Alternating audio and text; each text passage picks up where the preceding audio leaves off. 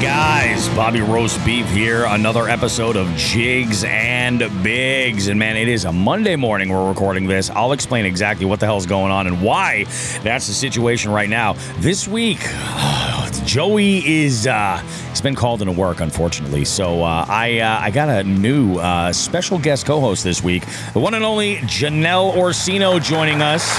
We haven't heard from her in a hot minute. She's got some important shit to talk about, and it works out ideally because in this week's Gear of the Week segment, I think actually she can weigh in pretty heavily here and help something out. We have a listener that reached out, asked a couple of questions, and we want to address those. We got an amazing FTG that involves a local environment being shut down. Might get you kind of fired up, and this will be pretty interesting. In just the tip, we're talking boat ramp etiquette, but it's a whole other animal. Think about seeing this with new eyes in a way. We're going to take a look at all the fishy shit that we've had going on. Plus, we have results for the July scavenger hunt. Who won? What happened? How did it all go down? We got that information. And guess what, ladies and gentlemen? I have the results for the June raffle for the scavenger hunt. So we're going to give away some prizes today on this week's episode. And we got all kinds of stuff that we got to talk about. I just am waking up from a 2-day Metallica hangover, and it's been a rough one. We'll see you guys with more Jigs and Bigs coming up right after this.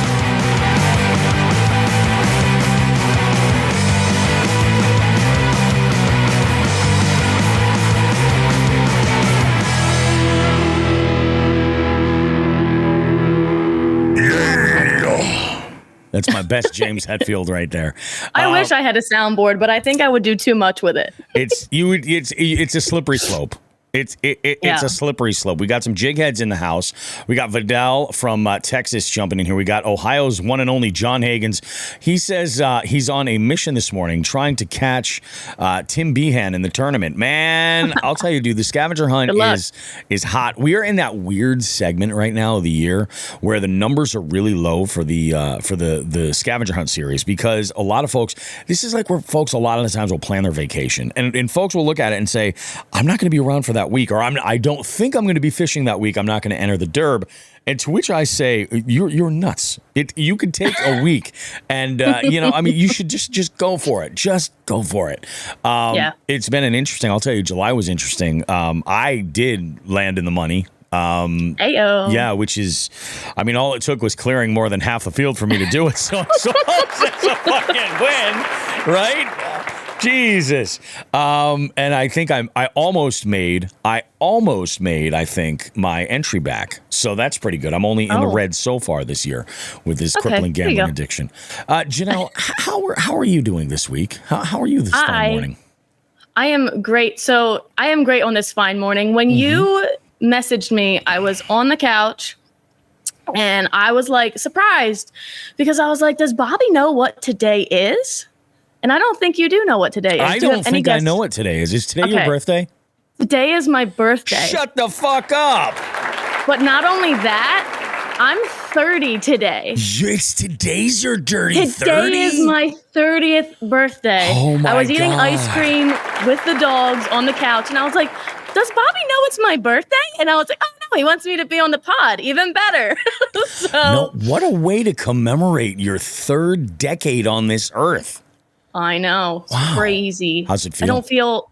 It doesn't feel like I've ever passed 21. Everyone's like, how old are you? And I always want to say 21. Like, I'm 30. I have a hard time thinking of you as a 30-year-old person. I do. You should. Yeah. I'm old. I'm not too far off from like your dad's age. I know. That's scary. I know. Oh, Jesus Christ. Oh, that's all. Do you have any birthday plans? So we do like my parents take me out for dinner. Yeah. They took me out yesterday. So my cousin, her birthday is 2 days from now. She's going to be 21. Oh. So I know. So we went out to Mulligan's, which is like my favorite pub. I had snow crab and ice cream. So that was my birthday dinner. Not complaining at all. It's my favorite. It's my favorite place to go. That's awesome. Yeah. I'm stoked for you. That's freaking killer. Oh, man. That's why I totally didn't realize. And I'm glad it worked out. That's awesome. I was like, he hasn't known me for that long, but who knows? Exactly. Okay. And I'll tell you what, I'll be perfectly honest with you. I'm one of those people that like when Facebook finally got like really popular and everybody was on it, back then, I was like, oh shit, because I'm terrible with birthdays. Like I'll have an idea. With it too. I'm good with knowing like the month. You know what I mean? Yeah. Like somebody, like I know, like most of my friends, like I know the month, but the exact day, not necessarily. Right. And now then Facebook came along, and it's like it's so and so's birthday. And those people on Facebook that are just like, hey, happy birthday, HBD. Yeah, hate that. I'm like at this point, I'm like I can't anymore. I can't. Right. I can't with the birthday wish. I'm like, it's just too much. I used to think it was nice because I was like, it's a reminder. It's going down over there. No, you're good. They're coming home today. I swear to God, if it's right now, I will cry my eyes out. I'm sorry. They're supposed to be home at 12, and I'm like, this is the least unprofessional thing I've ever done in my life. Yeah. And the dog is. I might cry. Oh no. What time? I just texted her, what time are you going to be home? Well, because Harley barks at everything. I got the whole setup. Hell yeah. I would feel like such a jerk. I'll take the laptop and run upstairs. This is not happening right now. What do you mean? They're on their way home right now? They're on their way home. What's their ETA? Should I just call her?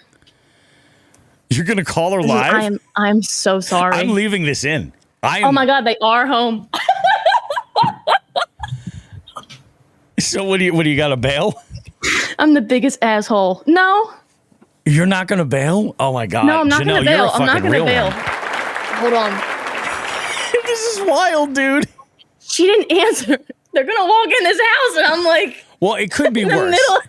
It could be worse.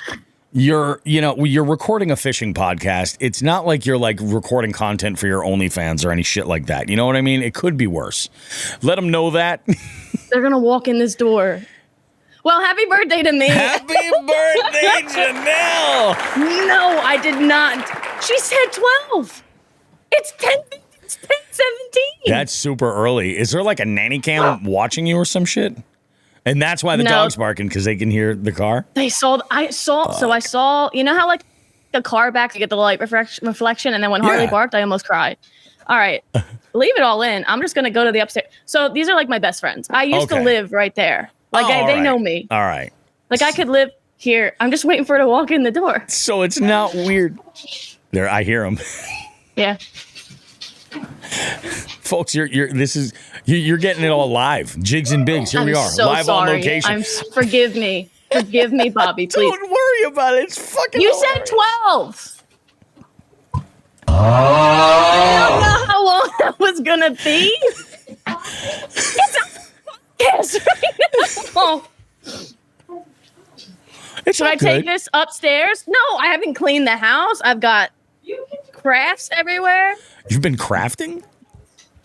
Yeah, I was. You're officially 30. That's what you've been doing at your morning. You're crafting? Can you hear them in the background? Yeah. Oh, yeah, absolutely. And so can all the millions of listeners. The dogs love her. Well, I get it. Of course they do. I might have to go hide in your guest room.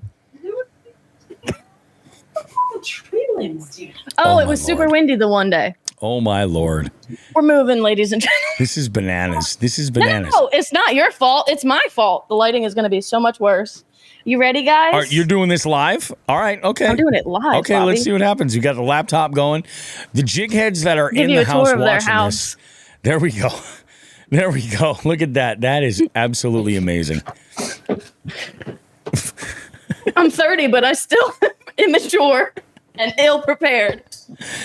You know what, though? There's some things in life you just never, ever want to grow up and lose the ability to handle. And one of those is situations like you're going through right now, where you're moving locations live as we record the Jigs and Bigs show. Forgive me. No, do not apologize, Janelle. It is absolutely fine. And we're back. I'll tell you, that was a whole lot more streamlined than if I had to do that. Like, it would be ridiculous. Oh, man. I would be up 2 flights of stairs I'd have to go in order to get there, and I'd be like... I'm in a hot room where there's no air. You're welcome. Oh, that's great. That is fantastic. So remember how I said I was on my couch eating ice cream? I had no plans for today. Yeah. And you gave me a heads up. I had to run home, grab my microphone. And by the time I got back, I didn't have time to text her and be like, but you said 12, right? Anyway. Fucking dog sitting. It's always an adventure. It's one of my side hustles. Sister in Pink? It is. It is. It's lovely for me. It's nice. Okay, I'm sorry. I am good. Jesus God. Well, with that said, I mean, let's go ahead and we'll dive in right here. We'll do the weekly reviews and figure out what's up. Janelle, what have you been up to recently involving any of the fishy or fishing adjacent shit? And what's on the radar for like the next like coming weeks? So, planning out the kayak setup, like my new kayak setup, has been heavily on my mind. Sure. And I want to start working on it, but I recently moved. So yep. I'm still kind of settling in. I mean, I'm back with my parents, but like it's a lot taking a whole apartment apart and then putting it back together. But setting the kayak up is on the agenda. And the craft that I was doing, I'm making a mini clay model of my kayak. Like a 7.5-inch big. I had it downstairs. I don't have it now. I made my black pack the other day. It's gnarly. I painted it. It's gonna get made and put on like one of my shelves on my bookshelf. Yep. And like, I don't know. I needed something that would. I like crafting. There's no shame. Hey, no, there's nothing wrong with that. And you know, I'm gonna tell you something. I don't know if you've heard recently on the show, but Joe's boat. He just bought an Icon. And apparently when you drop nearly $750,000 on a bass boat, they give you a little die-cast model of your boat. So I feel like what you're doing is just kind of projecting that energy, you know? Yeah. And that's like now you're living your best life that way, you know? My best life. I'm going on a scrapbook trip on Saturday, and I'll probably be finishing it out there. So I know, very exciting. Very exciting. Wow. Yeah, I'm doing more crafting than scrapping because I haven't been taking a lot of photos. But like, it's my mom and her group of friends. They're my group of friends now too, and it's a vacation, so I take it and I run with it. That makes perfect sense. You told me where you were going, and I was like, all right. No, that makes questionable. That's exactly that. Either there's something going on with the Amish, or you're scrapbooking. You know, their bakeries are outstanding. So. I don't know if you've noticed, but I have eaten a number of bakery items in my life, and I agree with you. I think that you're going to the right spot. Yeah, it's insane. Well, you had texted me earlier earlier last week with some info that I think is huge for you, your content channels, everything else. Why don't you go ahead and tell us about that? I made 2 trips to the DMV because I couldn't find the title. It was okay. The school bus that I have been converting for like years now is 2 steps away from being done. It's the air condition. Well, I guess it's 2.5. The air conditioning, the back rack so that I can bring my kayak everywhere, and then finishing the wire hookup. So like 90% of the electrical stuff is done. The biggest hurdle has been getting this thing registered. Yeah. But the other day, I finally got my license plates. So it's insured. It's registered. I drove it around yesterday. It was so exciting. Like, I was doing like 15 miles an hour thinking I was like flying, like in the residential. I'm like, girl, you're not even going the speed limit. But I was just smiling like ear to ear. I cannot wait to get on the road. That's awesome. This fall. It's big things. It's happening. Big things. Good for you. It's happening. Good for you. Yeah. Thank you. No, I'm stoked for you. I mean, you and I had a date on the calendar to do some camping, which unfortunately kind of fell through because of my conflict on there. That was the weekend I was up at Burlington with Binya, fishing Champlain, and I went up there with my wife to go see the Flaming Lips. We had a great time. It was a whole lot of fun. But that weekend we had initially planned, and I think you're actually in a better position now that the bus is like ready, and you're not having to piecemeal anything. So yeah, we'll plan some fall shit. for sure. I'm ready. Ready. October's going to be a zoo for me, but we'll figure that out. It's going to be a zoo for me as well. Yeah. Although actually October specifically, there's one stretch of time we're going to talk about that. That would be great to have you come up north. You know, the foliage is really the big draw. Let alone it really is. It is. I've never fished in the fall. It's the hunting switch for me. Really? Oh, okay. Yeah, that makes sense. Mm-hmm. Yeah. I got my my PA tags and I got my antlerless tags so I can take a doe this year. So I'm gonna be doing some hunting up in Pennsylvania this fall too. Nice. I'm so happy. Some things are falling into place quite nicely. Other things are driving me nuts. Of course. Yeah, that's always the way it's a balance. The yin, the yang, all these things kind of work together. So what do you got on the horizon? Now that you're legal on the bus, you're working on plans for the kayak. What's your future look like? Do you have any fishing plans like lined up? Anything interesting there?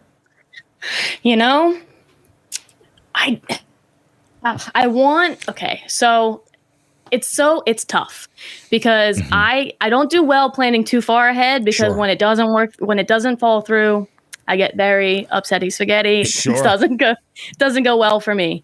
But I want the kayak rigged by the fall. I want it rigged by the end of the summer. That way I don't have to scramble in the spring because I love traveling in the springtime. Yep. And that's when the fishing is going to be, going and going and going.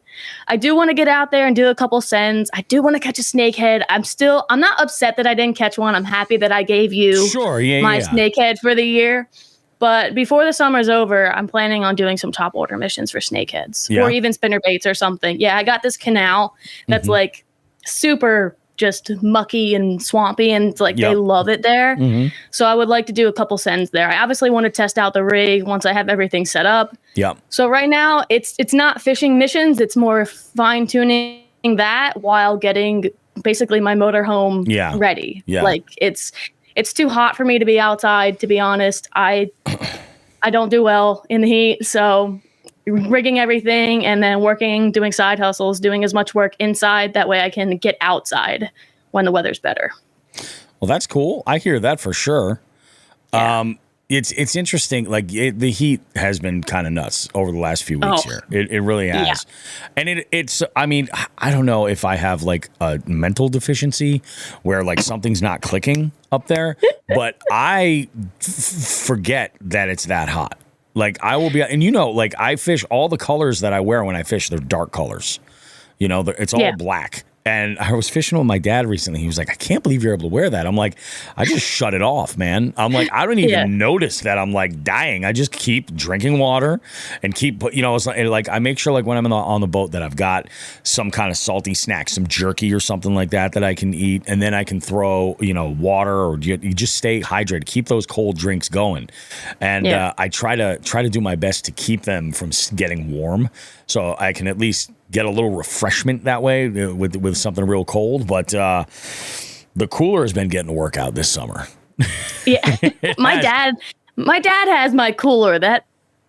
He's got it in his work truck. I'm like, Dad, I haven't used this thing since I bought it. I've used it on and off, and now you're wrecking it when I'm getting ready to be I need it. You need it. Yeah. So. Hey, that's all you got to do is pick up that. I guarantee you're going to get it back, no problem.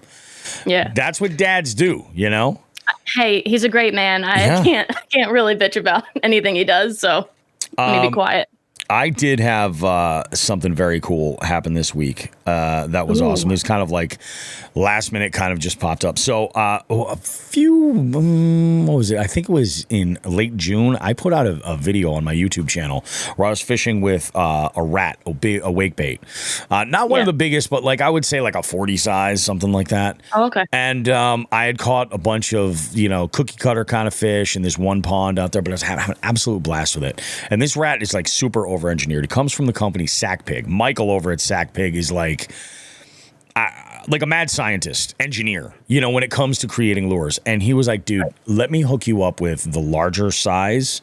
And he sent it to me. He goes, I have a color idea. Let me know if you're on board with it. And he sent it to me. I'm gonna take, I have some pictures actually that I'm gonna post. And you know what? Now I think about it, I think I have one on my phone, and I might as well show it to you now so you have an idea of what this bait looks like. But it's absolutely freaking beautiful.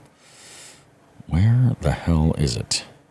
Yeah, looks get me all the time. Something is there we pretty. go. I'm like, ooh. Oh yeah. Heyo. Yeah. I Real like- nice. That's nice. Yeah. Really, really, really nice looking wake bait, and I'm stoked to throw it. I'm gonna, and I just got a DM from Michael, like 10 seconds ago, saying he's gonna schedule a slot to record. We're gonna talk about Sack Big and what makes them so interesting. This is, some of you guys had to listen before when we had Zach on the show, not this last time, but the time previous. We were talking about this lure, this rat, and one of the things that makes it so interesting is there's what they call the booty shaker, and the booty shaker is like a floating like rattle. That you connect with a split ring on the back, and instead of the tail kind of waving like that, this thing shakes. And in this situation, this is a one-piece rat. It's silent. There's no rattles inside or anything, but that shaker will just go ahead and like just go ham. Yeah. I'm a big fan of the tail. I think that it does a lot, like more than people. I'm a big fan of the tail. I'm a big fan of the tail, if you know what I'm saying. Jesus Christ. In the fucking gutter. But I like the booty shake too. But the rattle, I think, is really kind of ingenious. Like, I really, really think it's cool. So this will be interesting. I'm interested to throw it. It's a beaut. It is a beaut. I think I have to actually throw this on my heavier. The total weight of the package was like 10 ounces. Oh, but so Lord. minus the bag and the packaging, or minus the box and the packaging and everything, I think this thing goes about 5 to 6. So it's sizable. So I do have to throw this on my heavier rig. But what's nice is now I can have both rats at the ready. Like if the conditions are right with what I'm looking for, yeah, absolutely. Yeah, that's awesome. What about the rest of my week? What the hell has been going on as far as my week goes? Monday and Tuesday were kind of blah for the most part. A lot of office stuff, a lot of planning. This past weekend, I had a lot of stuff that I had to plan for as far as like moving stuff around for gear, and I'll explain when I get to Friday, Saturday, and Sunday. So Monday and Tuesday were just kind of like meh for the most part. Wednesday also was kind of meh, but I stumbled on something on Wednesday that was interesting. Last episode, I started the show with a little soundbite where I cracked open a nice cold, crisp Diet Coke, and I took a sip of it, and I said, damn, that's crisp. And I was like, I've been living, this is my Diet Coke era. Like I was raised on Diet Coke, like a DC and me, like absolutely out of this world. But this year, for some reason, it's just hitting just right, So the cooler is usually stocked with silver cans with red writing on them, and they're nice and cold. I don't know why. I don't know if because when I consume YouTube for the most part, it's on my television.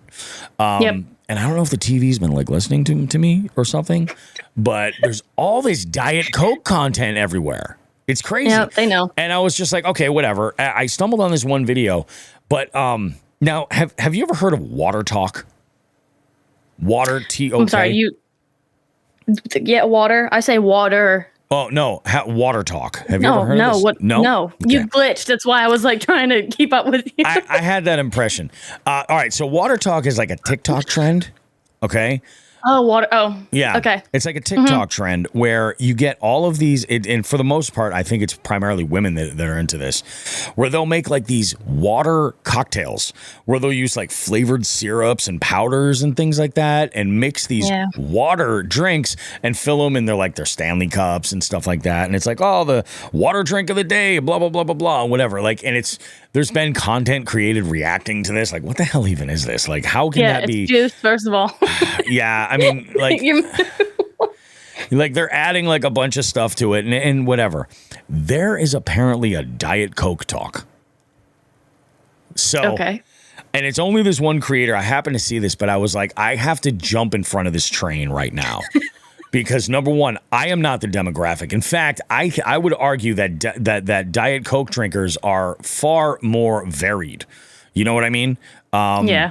And so what they're doing, they talk about their Diet Cokes being marinated. Okay. I was like, how do you marinate a liquid? How does that happen? What are you doing?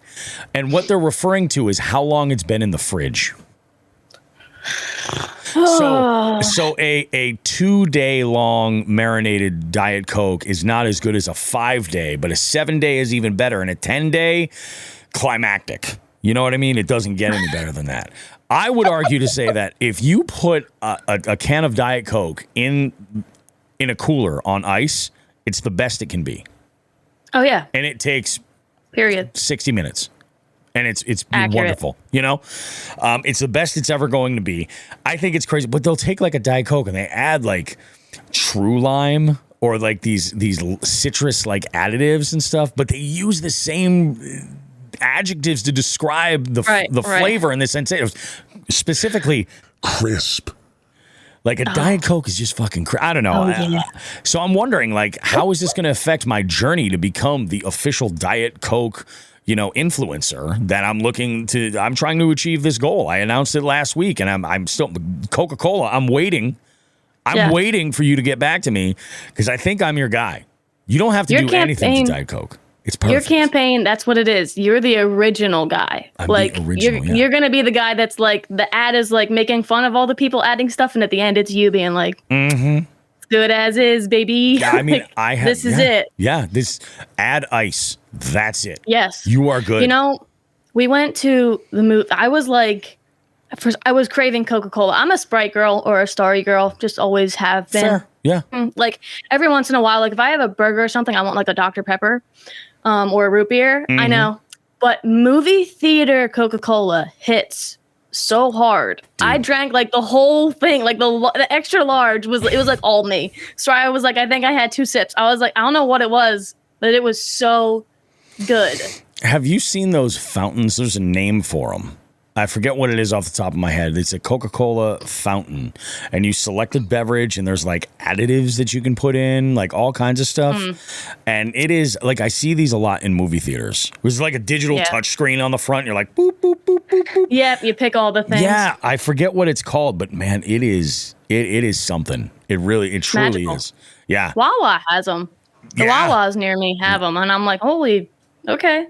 What do I want? A little bit of this. This week? I like a vanilla Coke every once in a while. Yeah, that's fair. That's definitely fair. It has a smoothness. It has to be paired with something. I don't want to sound like a snob because I'm not. But like it's but yeah, you got to pair it right. Like if you get something that's too tangy, you're like, oh, I don't want that. Yeah, no, I definitely hear you.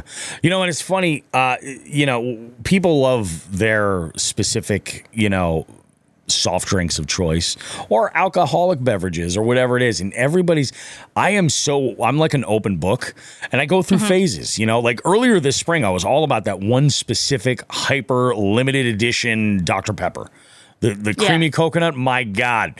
But since like they've started trying to sell like 12 packs for like $25 a pop, I'm like, nope, I'm out. Nope. I'm out. Yep. You know what I mean? Bye. I still got my rum. I'll find something else to add with it. It's fine. Why I keep that at arm's length, I don't know. It's Same thing with the Crown Royal. I don't know why I keep it at arm's length. It's important. But it's always there. It's like that and my Leatherman I have to have nearby. Maybe I have an alcohol problem. Maybe that's what it is. I don't know. That's your vice. It's fine. But let's move on. So I discovered Water Talk, and it kind of blew my mind. I was like, whoa, this is crazy. Or I discovered Diet CokeTok, and I'm like, this is nuts. So it's kind of been weighing on me a little bit, and I'm still waiting on Diet Coke to get back to me. But let's move on to Thursday. Thursday gets actually fishy right here. Thursday, I woke up. Wednesday night, I was texting back and forth with the one and only topless Timmy Jakes, and he was like, hey, I'm thinking about going out tomorrow. Anybody want to join me? And I was like, where are you thinking about going? And he listed off a couple places he was interested in. I'm like, dude, I'm all about it. Let's go. So we go up to actually one of my favorite lakes. This is one of the places I want to go and fish with you, actually. I'm ready. We're up the Shears. We met like nice and early in the morning, and conditions were really, really nice for what we were both kind of excited about getting some topwater fish. Didn't pan out that way at all. I was throwing around this really, really nice walking bait that I got in the topwater box from Dark Horse Tackle. And I'm really enjoying that combo I put together this past winter for my top waters and my jerks. And it's been really good. Top water bite was not happening at all. We go and we start fishing off this sort of steep ledge that's got like a rocky bottom, but it's pretty deep. And Tim's throwing around a drop shot. He's like, I don't know if this is the kind of day it's going to be. Very, very little wind, and we were in a sheltered area. So like the wind that we could see, further out in the open lake, the chop was minimal. Where we were, it was like a mirror. You know what I mean? It was just so slick calm. So we're like, is it going to be this kind of day? Is that really it? So he's throwing around a drop shot. He hooks into a 30-inch pike. Thick boy. Big old thick boy, right? Mm-hmm. Tim goes and ironically enough, I didn't know this at the time, but that was Tim's birthday. So happy birthday to Tim. For two. I should say this. Tim is not 30. Okay. I'm not going to blow up Tim's spot like that, but look at this pike. Look at that pike.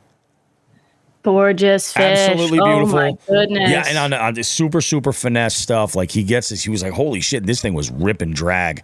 So we net the fish, we pop them in the boat. I'm like dying laughing. I was like, that is crying. The smallest shit, this same body of water where I hooked into a large pike on a tiny little finesse jig, and I happened to lose them at the kayak. But yeah, we got this guy on the boat. So Tim's like, oh, this is sweet. I totally forgot it was the first of the month. I was not even registered for the August tournament. I wasn't. And I'm like, fuck. Well, where we were, I didn't have cell service enough to be able to actually process the register. I attempted a couple of times and it just wouldn't process. So I'm like, you know what? Screw it. I'm just going to catch fish and whatever. It's the first of the month. I got another fucking 29 to go. I'm not worried about it. That's what gets you, though. Well, that saying right there is what gets you, though. It's funny you should say that. It's funny that you should say that there, Janelle, because immediately after that, I think 2 casts after we released that pike, I laid into a nice-sized brown trout in that same deep area. And I'm like, oh, this is great, on a drop shot. Different plastic, same color. And I was like, all right, we'll see if is this going to be a pattern? Let's go ahead and go for it. And I hook into this guy, and it was a nice fish. I'm like, this is great. Did not enter him. I didn't have the identifier. That's why I needed to register. I didn't have the identifier. Yeah. I would have just taken the picture otherwise and done the registration later if I knew the identifier off the top of my head. And yes, I'm the tournament director. I could go through and find the identifier, but again, the lack of internet, the lack of cell service made this very, very difficult. So I'm like, you know what? Let's release this fish. We'll let it go. We go out. I think Tim caught another couple. He caught at least one smallmouth. He caught another couple of largemouth later on in the day. I hooked into a smallmouth off of a dock on a jig. And that was pretty exciting. I was actually using my old jig rod, this old Abu Vengeance, because I have a little bit of current drama going with my St. Croix Bass X. I'm waiting on a warranty claim, and now I think Tuesday, tomorrow is going to make it 21 days. I've been waiting on it. They said 14 to 17. I would hear from them. I haven't heard anything yet, but I know it's just a waiting game. It's just a process. It is what it is. I'm not worried about it. So then, we fished about, I think until like 1 or 1:30, wrapped it up, went back to the launch. He fished a little bit more, caught a couple more. I headed back home, went and did my thing. That was Thursday. Now, Thursday I went to work and there was a massive power outage on the block where I was working in Northampton, Mass. Shut everything down. So I actually ended up with an early night off, which was kind of crazy. Went home, handled a bunch of shit because I had a lot of running around to do. I forgot one thing. The biggest catch of the day while I was out with Tim, we had to rescue a boat. Oh, we had to rescue a boat. There's a marina not far from this section where we are, and there's a lot of beautiful homes on this area, but a lot of these are rentals. Like, so you'll get folks that are like, they'll stay at the Airbnb or the Verbo or whatever. Or they stay there, and there is a boat that's on a dock, and they're like, you're welcome to use it, but like, they never know what they're getting into. You never know what their experience is. it's a little bit of a risk. Anyway, we're fishing this one specific spot, and it was a grind out where we were, and the sun was just beating down on us. And we're starting to slowly move closer to this boat, and this woman on this boat goes, "Excuse me, can you find gentlemen help us?" And she was there with her entire family on this wreck boat, and the motor just would not start. So. Luckily, Tim had his tow line with him, so he goes, I'm going to go ahead and hand that off there, and we're bringing him in. And I kind of made some jokes about like, here. Didn't realize we were trolling, but here we are with the biggest catch of the day. And that's just kind of how that fell through. But it was a good time. I love fishing with Tim. We always have a good time. Conversation is always awesome. Like, he's an interesting dude. Plays trivia every so often with me. We had a blast. It was always a great time. And so, I leave. I go to work that night. And then Friday was kind of a crazy day. Friday, I had plans to go and fish with my dad, right? My plan was to get out first thing in the morning. And go, how is this going to work? So I think Thursday night, I dropped off all of my work equipment in my storage unit that I use. And in the storage unit, I keep my camping gear and stuff too. Like all of that shit. I keep all of that. So, because generally those things don't go in the truck at the same time. Right. Except this weekend, they might actually, which would be kind of weird. But for the most part, they don't go in the truck at the same time. And I go and I set up all my shit and everything's, working out nice. And I get up and I go meet my dad. He stops by the house, taking out the boat. We're going out to a local lake in the area that I don't really fish a whole lot. It's probably one of the biggest lakes in Western Massachusetts that we've got access to in the local area that I'm in. Yeah. And, it's just one of these places. It gets hammered all the time. It's got a lot of wreck boaters. It gets hammered with tournaments. There's always multiple tournaments happening over there. A lot of pressure. So I'm like, okay, we'll go ahead. We'll send it. So we did. My dad and I go out there, and it was, dude, I don't know what it was about Friday morning, but like it started out like at dawn at like 80 something degrees. It was stupid hot. Yeah. Stupid hot. Yeah. So we go out. Friday was an interesting one because I had, so like I said, I was fishing with my dad, and we go, and I was looking at like most of this year since I've been in the boat, since I don't have any electronics on the boat, I've been going like old school. I've been looking at like topo maps on my, what do you call it? Navionics app on my iPad. Oh. That's what I've been using to map and chart to make sure I'm not hitting any like humps or anything like that. Right. So I'm using this stuff, and I'm like, here's a ledge that looks good, and I'll just kind of like make mental notes of like, this is the area I want to fish, and then we'll go and hit this. All that shit like went out the window because we just couldn't get a bite. My dad is still like, my dad will bring now 2 rods. One, he'll throw a night crawler on with a bottom rig, and the other one he'll throw some kind of a lure. Like he started throwing a spinnerbait on one, and then switched that up. What was he throwing on a jerkbait that didn't last long because the night crawler seemed to get it done. He caught probably 2 dozen bluegill. Oh, yeah, probably 2 dozen. It was ridiculous. Why didn't he just tie a rooster tail on? I don't know. Well, what's funny is actually they weren't hitting anything moving. That was the biggest problem. They didn't want them moving. That was the biggest issue. Yeah. So I caught all the fish that I caught were on Ned rigs, all of them. Love it. Little tiny creature plastic that I like on an EWG Ned, flipping up into docks. And I caught a couple of rock bass that were not long enough to make the cut. Like, I think there was one of them that was so close, and I tried so hard to just finagle him to get to hit that 8-inch. And I was like, 7 3/4 was the best I could do. They were all stunted at 7 3/4. Story of my life. So I did hook into a nice 14-inch largemouth off this one dock that absolutely smashed this Ned rig. And then other than that, I caught a bunch of like smaller largemouth, underneath that. I was like, all right, whatever, so we had a great time. put the boat, gave her a rip at about a good hearty 25 to 28 miles an hour up and down the lake, just to kind of like clean out that motor, get it running at some high RPMs a little bit. And also mainly I went for that kind of a rip just to get a breeze. Because it was so damn hot. A little bit of air. Cracked open a crisp cold Diet Coke and laid down that throttle and just let it rip.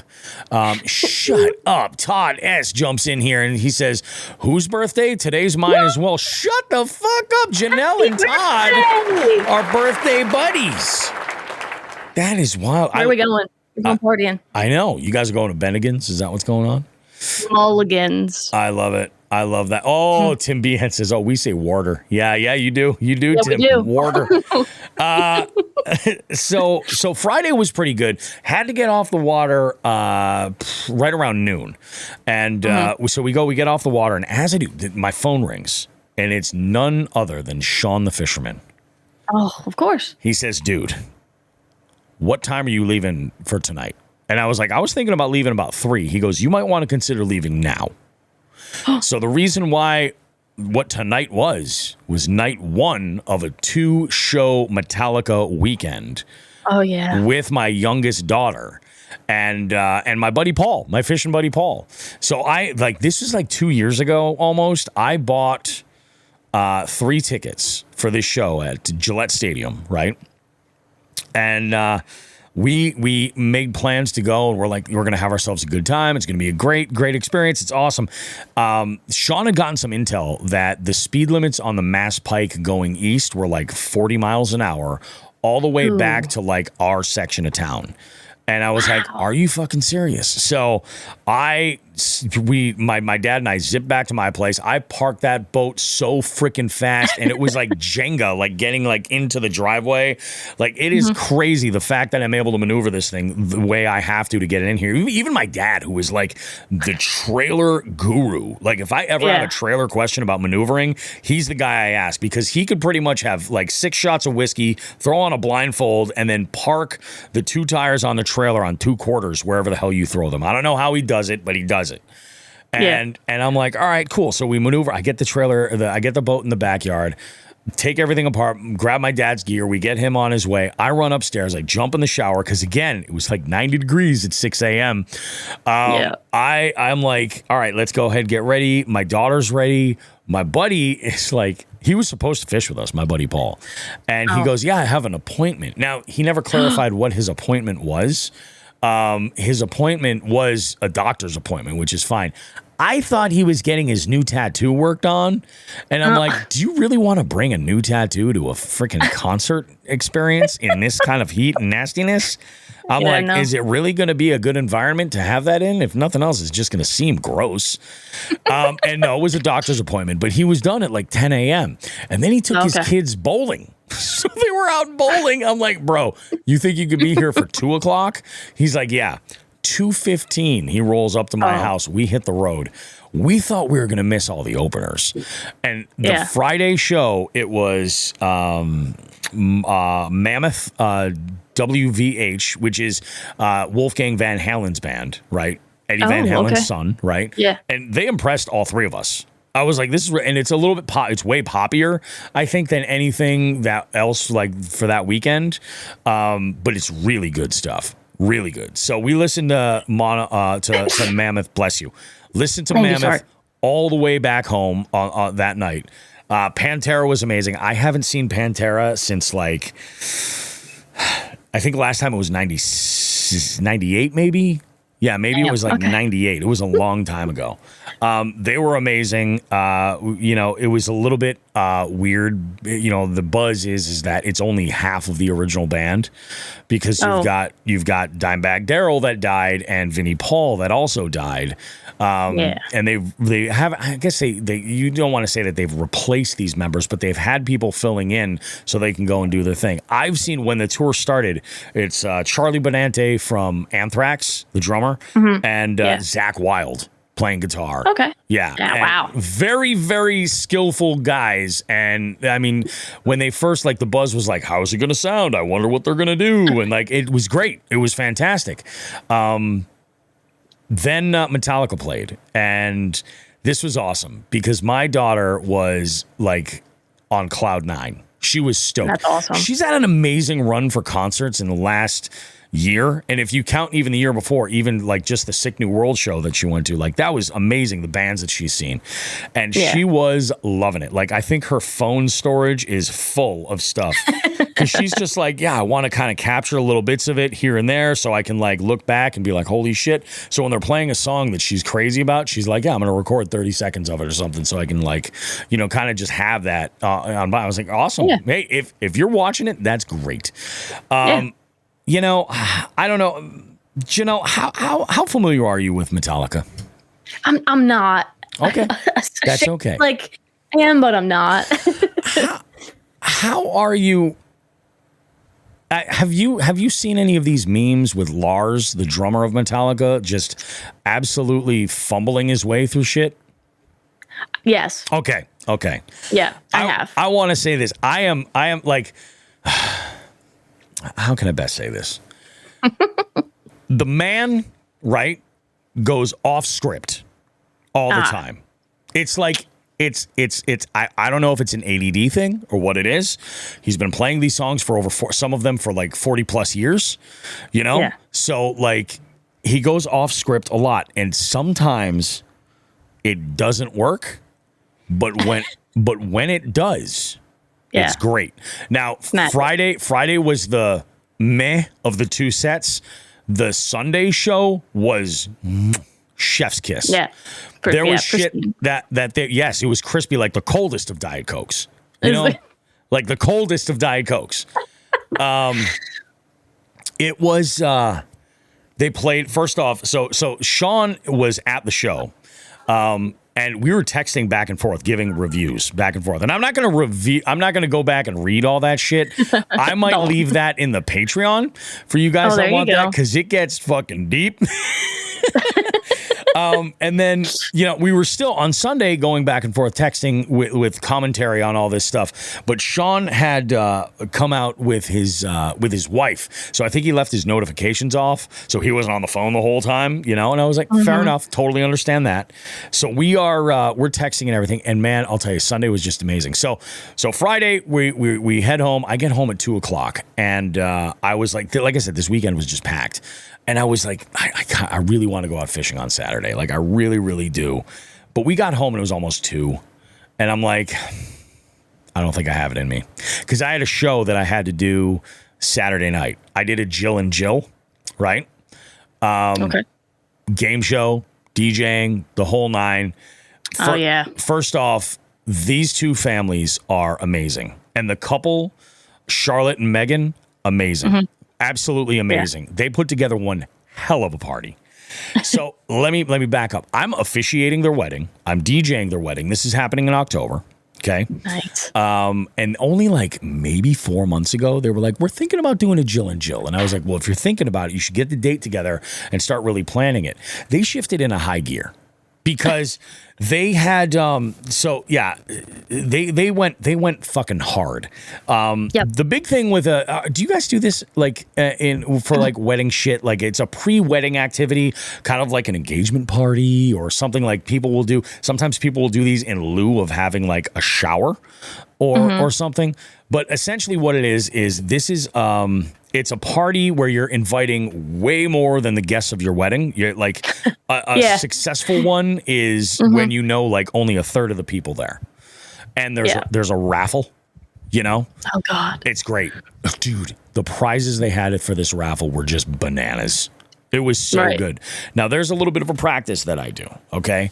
If I see something that's on the raffle, because I feel like it's good like mojo or whatever you want to call it for me to buy raffle tickets at the event that I'm at. You know what I mean? Yeah.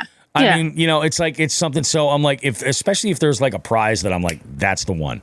Now in the past, I should say this has worked for me in the past. I have brought home at least 2, maybe 3 designer handbags for my wife because I was like, brownie points, here we go. Let's buy X amount of tickets. And they all go in one. They always all go in one.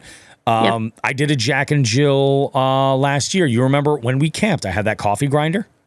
Yeah. Won that there with a bunch of coffee from my favorite roastery. That was won that way. So like I'll target like one thing and I'm like, okay, here's whatever amount of money I'm willing to put into that to make it worth it. We'll see if I win. Well, oh God. Your boy won a Blackstone.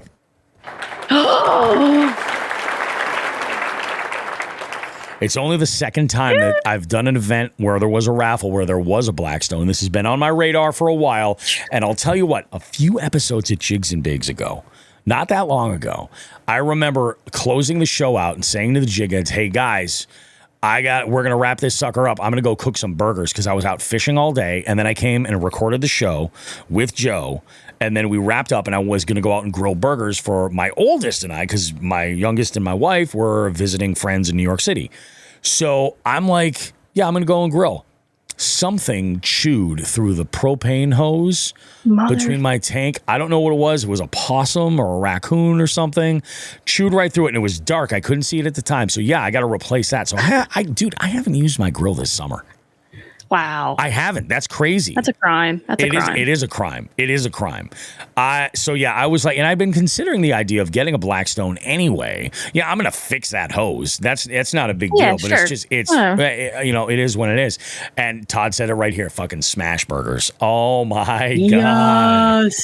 So what I have been doing, I have this griddle and I think on one of my YouTube videos or one of my reels, actually, I think on Instagram, I camped one time with Becca and I used I have like a Lodge griddle that goes over 2 burners inside and I can throw that on a grill and essentially get by. This Blackstone is way larger. Like I could do so much good stuff with this. So I am stoked. Texted my wife. I was like, I just want a goddamn Blackstone. It's in the truck right now. The thing's huge. I got to put it together. I got to put the thing together. I'm like, okay, all right. That's going to happen this week and we'll do some grilling and everything. I can't wait to do breakfast in the morning, like standing out in my underwear in the backyard with a cup of coffee and a cigar, That's just a like sight. making hash. Hell yeah, it's a sight. It is a sight. See. Bobby roast beef and his tighty whities. Yeah. Oh no. That's everybody wants that vision right there. I didn't. Oh, so it was pretty awesome. I'm like, holy shit, this is wild. The game show was insane. I haven't done a music round in a long time. We did a music round of the top 20 most requested songs at weddings. And this was like just a race for the buzzer. Like people were just buzzing in. And there were people who were like super into it. It was really, really out of this world. It was a pleasure to do this Jill and Jill, and I'm really, really, really looking forward to doing the wedding. The venue that they're at is one of my favorite venues to work at. In fact, it's part of a group of locations where I used to do trivia. I have a very, very long working relationship with the owners of this establishment. And it's going to be nice to see them again in the wedding sort of capacity because this is going to be one that's going to be out of this world. Absolutely. Yeah, that's awesome. Yeah, it's going to be so good. They're such a great family, like so unbelievably cool.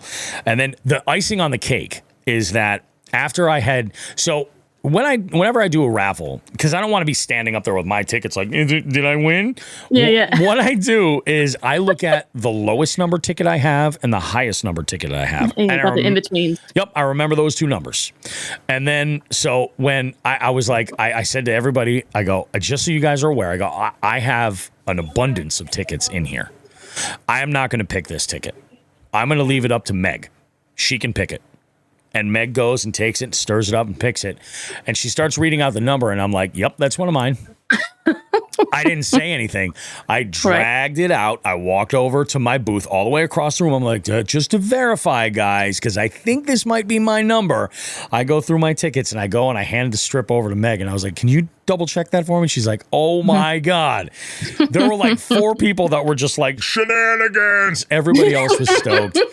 The big prize was this handmade Adirondack chair that was made as a NBA championship Boston Celtics like specialty chair. And wow. The guy that won that is a dude that periodically plays trivia with me, and nice guy. Nice dude. He's just a great guy, great couple.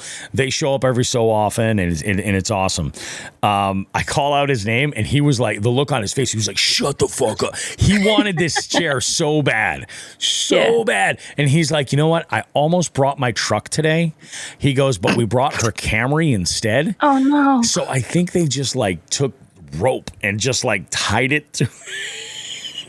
I would do it. You got to. It's Western Massachusetts. You've seen weirder things strapped to people's roofs. You know what I mean? Absolutely. Fuck. Yeah. Jesus. So my Saturday was insane. I get home. I had gone to bed. I had to get up early because we were going to be tailgating at Gillette this time around. We got there on Friday and knew that we were cutting it way too close to tailgate or anything. So I had gotten up on Sunday nice and early, went down to the storage unit, dropped off all my gear, grabbed a handful of camp items that I needed. Like I needed my Coleman stove. I needed, the kitchen box, and a couple of other items just to have on hand. Then I went to the grocery store and got some items. We were doing sausage and pepper sandwiches on the grill. Oh, yeah. So I got the picante provolone from Boar's Head. Need it. Need it. Got it. Gotta have it. I had to pick up a bag of Cubanelle peppers and some Vidalia onions. Yeah. Okay. Yeah. Well, I don't fuck around. I know you don't. I'm just thinking about our grocery experience together. Yeah. I remember. It was a little crazy. And then I picked up some really good rolls and got all that stuff and came home.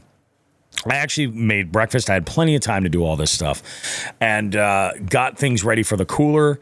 Prepped some stuff. Because I was like, I don't know how long because I have no idea what traffic. So I actually had par cooked these sausages, let them cool, and then put them in a bag so that this way, all I had to do is just put them in the pan with the peppers and onions that were already cooking and then, warm them up, get a little color on them. It'll be good to go. So we get to Gillette. We made amazing time there. So amazing, in fact, that we did a little impromptu Bass Pro Shops stop. There's a BPS at Patriots Place at Gillette. It's right there. So my daughter's eyes were like rolling out of the sides of her head. Like she was like, really? And I'm like, look, we're going to go in here because the bathrooms are the best goddamn bathrooms you're going to see around here. I promise you. Yeah, that's true. And she goes in, she comes out, she's like, you're right. They are. Yes. We're there. I might as well do a little shopping, right? Dabble, yeah. So I checked out. I was interested in a specific rod that they didn't have in stock, so I left that alone. I then went over to the boating accessories, and I was just eyeballing a few things. I kind of wanted to take a look at some Humminbird units and see what I liked. Because I'm not sure feature-wise what I'm going to do necessarily. I just kind of want to get eyes physically on like what's size-wise for a 9-inch screen versus a 5 or a 7. Like, what's this actually look like, and is it worth doing on the console or on the bow? What's the plan here? Because we're going to be rigging this sucker. It's happening. I know. The Lund is going to be rigged to the teeth. So, we go around, and one of the things I've been toying around with is the idea of doing those vertical rod holders on my console. I was thinking about doing like a four tube set on the front because I think I've got the width, and then a 3 on the perpendicular one. Yeah, right on the side. This way I can have the majority of the rods that I need right near me, but they're not going to be in the way. They'll be in the boat enough where they're not going to get fucked up, Yeah. There is one specialty rod holder that I do want to get my hands on, and I'm going to need to pick up the Lund Spork Track mounting kit for it. So this way I can put this here. And that's so that when I catch a fish, I have a rod holder that's just right there to the side. I grab the pole, just drop it right in there and be good to go. That way it's out of the way. Still trying to figure out net management. But one thing I did stumble across was I needed a throwable PFD. I got pulled over by environmental police on the water, and they were like, they did a safety check, and they're like, yeah, the one thing that you need is this. And I was like, shit, well, I'm here. I'm going to grab one. Boom. So we got that. Exactly.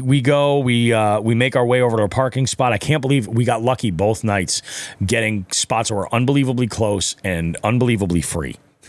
Wow. I don't know how the fuck that happened. I don't know how the fuck that happened. You had all the good juju. Like, you just had all of the aura. It was good. So, yeah, that's good. So we jump on the train of tailgating, set everything up, downpour.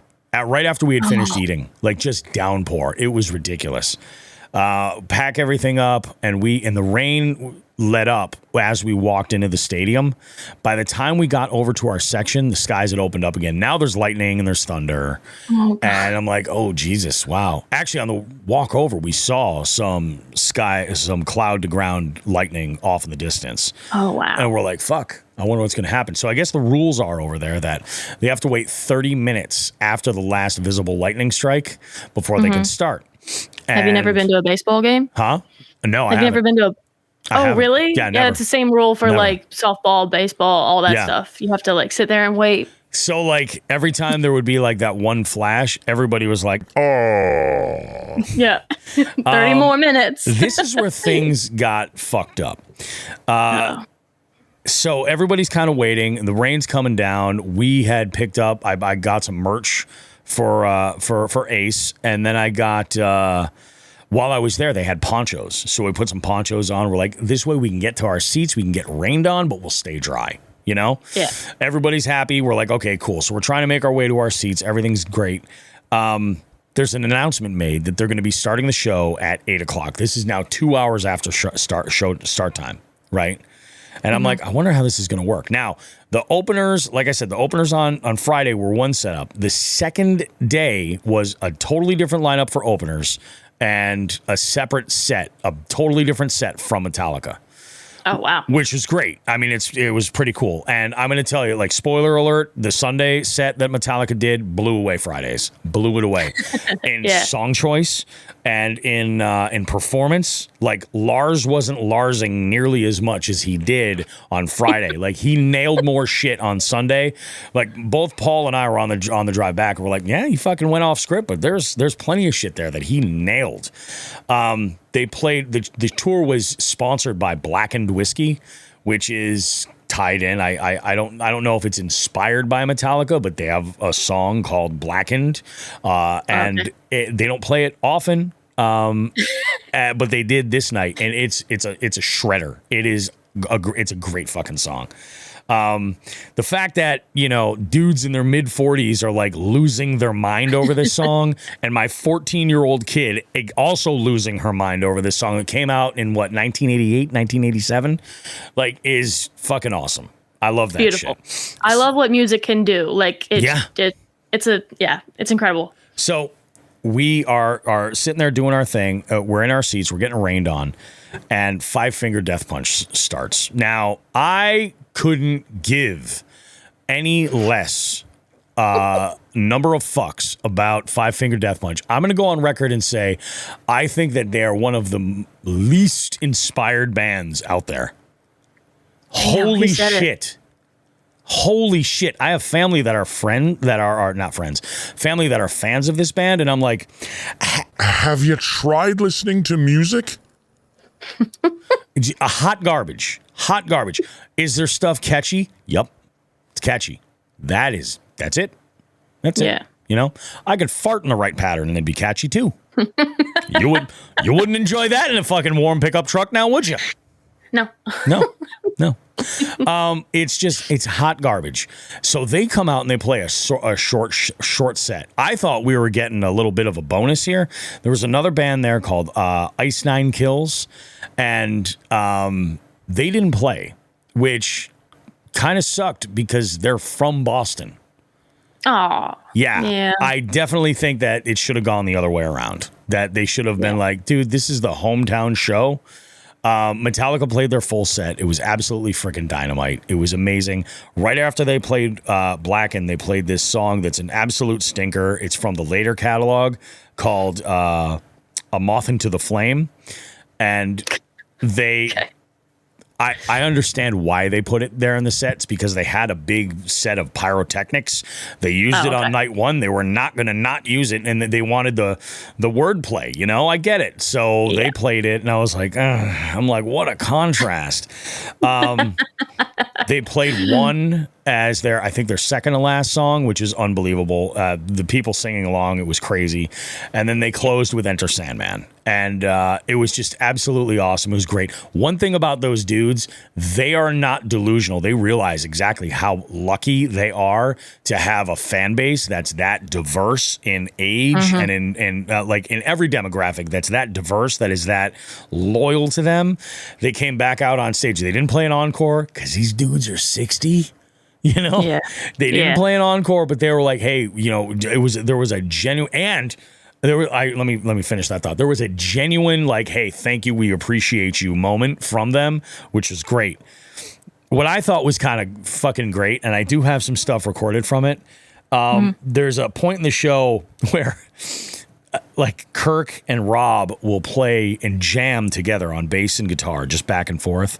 And the first night they did like this impromptu thing, which I think had elements of Boston-based bands in there. And I think they called it Foxborough Keeps a Rollin'. And there were some elements of Train Kept a Rollin' from Aerosmith that kind of like was underlying there. But then on Sunday they played Sweet Caroline. Oh, God. The sing-along there rivaled one. Like, it was pretty amazing. It was pretty amazing. Yeah, it was. Like, they're definitely pandering to the local audience, you know? But I'm like, I can't. They're showmen. I can't blame them for it, you know? It was awesome. So we had a great time. My daughter was smart. So I made 6 sandwiches in total when we were out there. My buddy and I, we each ate 2, and we're like, yeah, because we're just fat slobs. My daughter's like, hey, can I wrap this up and put it in a bag and put it in the cooler? And I was like, if you want, sure. And on the drive home, she's like, can I grab my sandwich out of the cooler? I was like, you're a smart little son of a bitch, aren't you? So she's sitting there in the back with like a Dr. Pepper and her sausage and pepper sandwich, and she's just like, ha ha, you know, whatever. Yeah, it was a good time, man. We had a real good time, and here we are today. You know, here we are today. Joe texted me first thing this morning, was like, dude, I just got called into work. So we're making, and I'm glad, Janelle, that you were able to be here on your birthday. On your birthday. Woo! It's so wild. It's so wild. I thought you were just wishing me a happy birthday. I was like, oh, that's sweet. And you were like, I'm like eating my ice cream, and I'm just like, yeah, I could do that. First off, the fact that you're eating ice cream at 7 a.m. is just like right there. It's my birthday. That's what I'm saying. Yeah, that's what I'm saying. It's leftovers. You know how to celebrate. And that's what matters. Right. Yeah. No, I love it. I 100% can get behind that. Totally. Let's go ahead. There is, we actually do have some headlines today. I had gone through the production schedule, the outline, and I was looking at some of the stuff on there, and I was like, I feel like Joe already talked about these things. He did. So we're going to go ahead, and I have a story for you guys that I do think you're going to want to hear.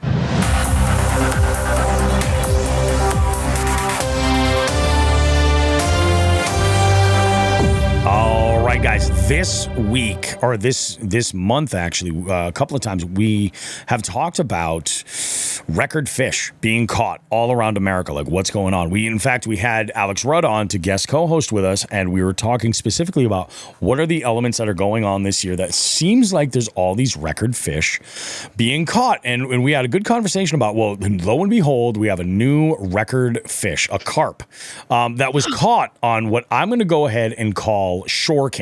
And for those that want to know what shore candy is when let's say you're out fishing and you spot a tree that just it's almost decorated like a Christmas tree.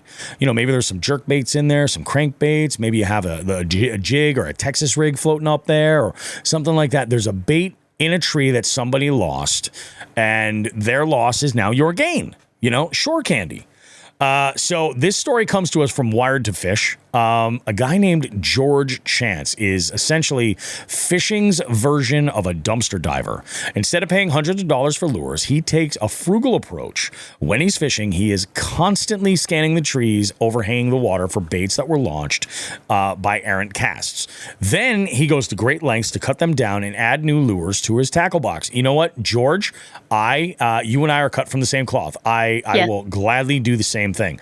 Do it in the wintertime. Oh, the wintertime's even better. The wintertime, because the trees are bare. Yeah. Oh, bare. Yeah. That's a really, really good idea, Janelle. I didn't even think about that. He says, I haven't bought a lure in 30 plus years, said Chance. George is 78. He lives in Festus, in the eastern part of Missouri. He says, I guess I'm pretty tight. Why spend a lot of money on something when I don't have to? One of those lures, a Big O crankbait that he found hanging from a tree, stands out. That's the one that earned him a Missouri state record and a pending world record fishing with that lure on March the 19th. This is just this last year. It was in the Mississippi River in eastern Missouri. He landed a 97-pound big head carp. The catch was noteworthy in many regards. First, big head carp are filter feeders. They don't normally strike bait or lures, but the hooks on Chance's were firmly entrenched in the corner of its mouth when he brought it in. Second, it was proof that the invasive species carp can grow to huge sizes in the Mississippi River. Third, it came on a bait that few anglers would consider when targeting big catfish or carp. It wasn't a total surprise for Chance, though. He has been fishing with crankbaits, and he finds to catch everything from flatheads to bass. He goes, I modify them by taking the front treble hook off, he said. I want to have that crankbait digging into the bottom, and that's where you usually get snagged. So I take that front hook off, and I just let that bill dig right into the bottom. I'll try to cast parallel to the bank and make a long cast. Then I'll point my rod tip toward the water and just retrieve it slowly as slowly as I can once I get it down there. He said Chance has caught dozens of big flatheads this way, including a 40 and a 50 and a 40 and a 30 pounder the week before his record-setting trip. But he knew that something far bigger. He knew he had something far bigger when the big head carp hit. The fish stripped off 30 yards of line on its first run and continued to fight for almost 20 minutes. When Chance finally worked the carp to the bank, it was one of those now what moments. He didn't have a net quite big enough to land the fish, and there was no one around to help him.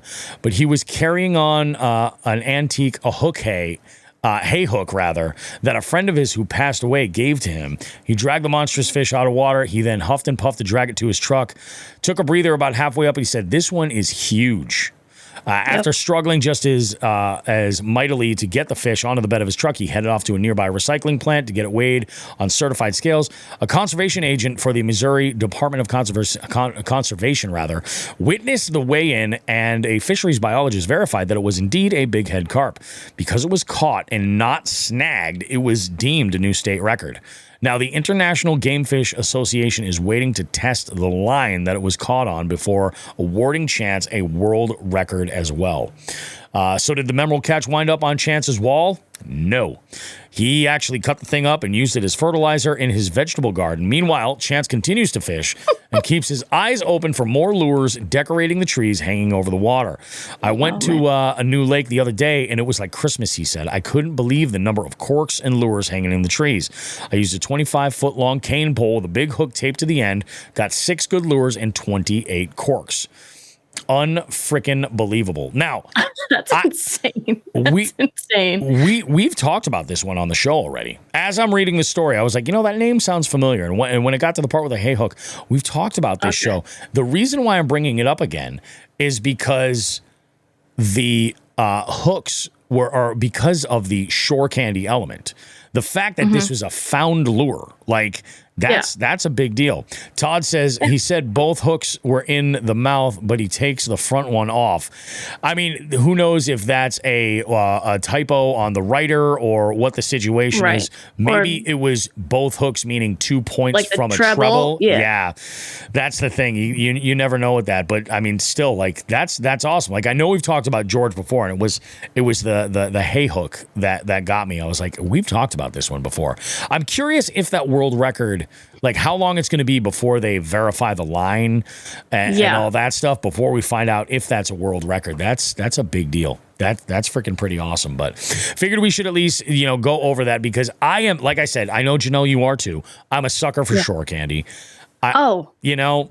Like, if it's free, it's for me. Exactly. That's what I'm saying. And there's also a little bit of intel. Like, granted, somebody could be throwing something completely asinine, but you never know. Somebody may have lost something that was really productive, and who knows for what reason. So, I've found whopper ploppers. I've gotten jerk baits, crank baits, many of rooster tail. So many bladed jigs that way. Yeah, I mean, come on. Oh, I know of a place that has 2 of my bladed jigs. Yep. Thank you, gorgeous. And now that I think about it, your suggestion to go in the winter is actually a really amazing suggestion, not just for the trees, but on lakes where they draw the water down. Mm-hmm. You let that land harden up a little bit, and you can go and find all the exposed wood and the rocks that are holding all kinds of stuff. And especially with hard baits, those will probably be fine. You change out the hardware. Yeah, I found many. So before I sold my new canoe, I found like 3 crankbaits at one lake because I was like, I just gotta go. Like, I gotta go fishing. My dad was like, you're crazy. I was like, I know, but I have the bug. So, like, I took my boat out. It was, like, trolling for nothing, really. But I found a bunch of lures in the trees. And I was like, oh, this is genius. Go in the wintertime. Nobody's here. Yeah. Oh, it's amazing. And you can see just scan with your eye. You don't need any special equipment or anything, except maybe something to be able to reach the bank. Yeah. Oh, 100% you can walk the bank. I mean, I would take the kayak because sometimes the reason is those limbs are so far out in the water that people can't reach. But, like, do you, or get a saw or something, or a hook, a hay hook. Yeah. No, that's brilliant. That is absolutely brilliant. We're going to take a short break. We're going to come back. We got a whole bunch of good stuff for you. We do have a Just the Tip this week. We got a great FTG. We also have a Gear of the Week. A Gear of the Week that comes from a listener that's in New Jersey, actually, and had a question for me. I went and I kind of answered it the best that I could, but we're going to talk a little bit and expand on that in Gear of the Week. So we will see you guys in about 2 minutes. Don't go too far. Much more Jigs and Bigs coming up right after this.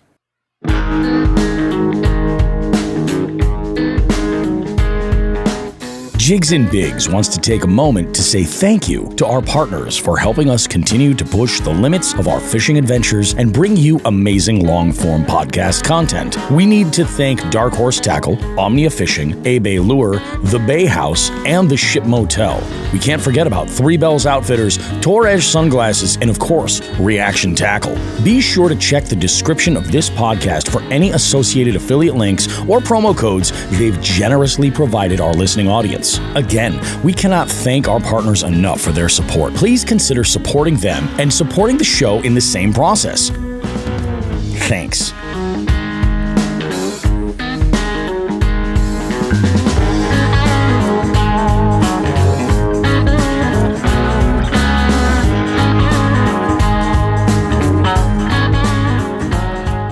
Hey, you. Yeah, you. The one with the impeccable taste in fishing podcasts. Bobby Roast Beef here with a little call to action for all Jigs and Bigs listeners. We're opening up our hotline to you. Now you can call us to sound off about almost anything at 413-324-8519. Want to submit someone for our FTG segment? Call us at 413-324-8519. Care to maybe suggest a topic for Just the Tip or Bait of the Week? Call us at 413-324-8519. Maybe you just want to give us or anyone else a little shout out on the show, or you want to suggest a guest for the beef seat. You guessed it. Call us at 413-324-8519. The Jigs and Bigs hotline is there for you to leave a message with us 24/7. Just call 413-324-8519. Also, you can check that number in the notes of this podcast.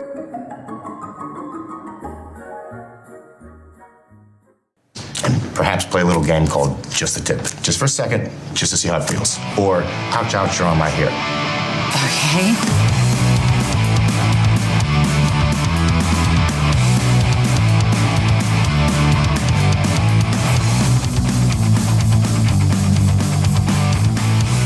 Alrighty, guys, here we are. Jigs and Bigs, we're back at it. We got a Just the Tip segment this week, and this one has to do with boat etiquette. Boat launch etiquette, ramp etiquette, however you want to word it. If there's one thing that I have learned this year since getting the boat, and the lesson actually comes from when I first started kayak fishing. You know, the first handful of times I ever had gone out with Sean, the lesson has always been about like efficiency, staging, and courtesy. You know? Those things kind of all come together. You want to stage your rig and be ready to go so that way you're not having it in the water, running back and forth to your car to get every little individual piece and set things up and take more time. You want to streamline things. So you have it all set together. You move it in one unit. You launch. You're on your way. Everybody's happy. And courtesy being that you want to move a little bit quicker than others to move things along so that way you don't have folks waiting for you, losing their minds. I will tell you guys this much. Since getting the boat, I have had a number of experiences. And, you know, maybe it has to do with like holiday weekends where I was getting out on the water and shit like that. I take all of that into consideration. But just the number of folks out there that are dropping the ball. I have seen people drop their kayak, most recently drop their boat into the water, have it come off the trailer and tie off to the dock at the cleat that's at the end of their trailer. So nobody else can launch until this guy, and then he went and loaded each individual piece from his truck. So there was no staging going on before other than maybe taking the straps off and dropping the boat into the water. Caused a big tie-up, and if this was a really busy time, this would have been even worse. Think about where you're putting your boat. Is it going to affect somebody else who might want to use that spot at the ramp to take their boat out? You know, something like that. I've seen people get their boats on the trailer, pull up about a half car length, put the e-brake on, and then start fucking strapping things down right there at the launch. I have seen people... Jesus Christ. I have seen people pull up to the ramp to launch, pull out kayaks and start filling a cooler with ice and beverages before they load it. I'm like, this is happening in front of the ramp, right in line at the ramp. And you've got other boats that are off to the side staging so that they can drop in. There's an order here, you know? It's insanity. So the tip is this. Think about the flow of your actions and consider how to streamline them and your time so that you can get the most time out on the water.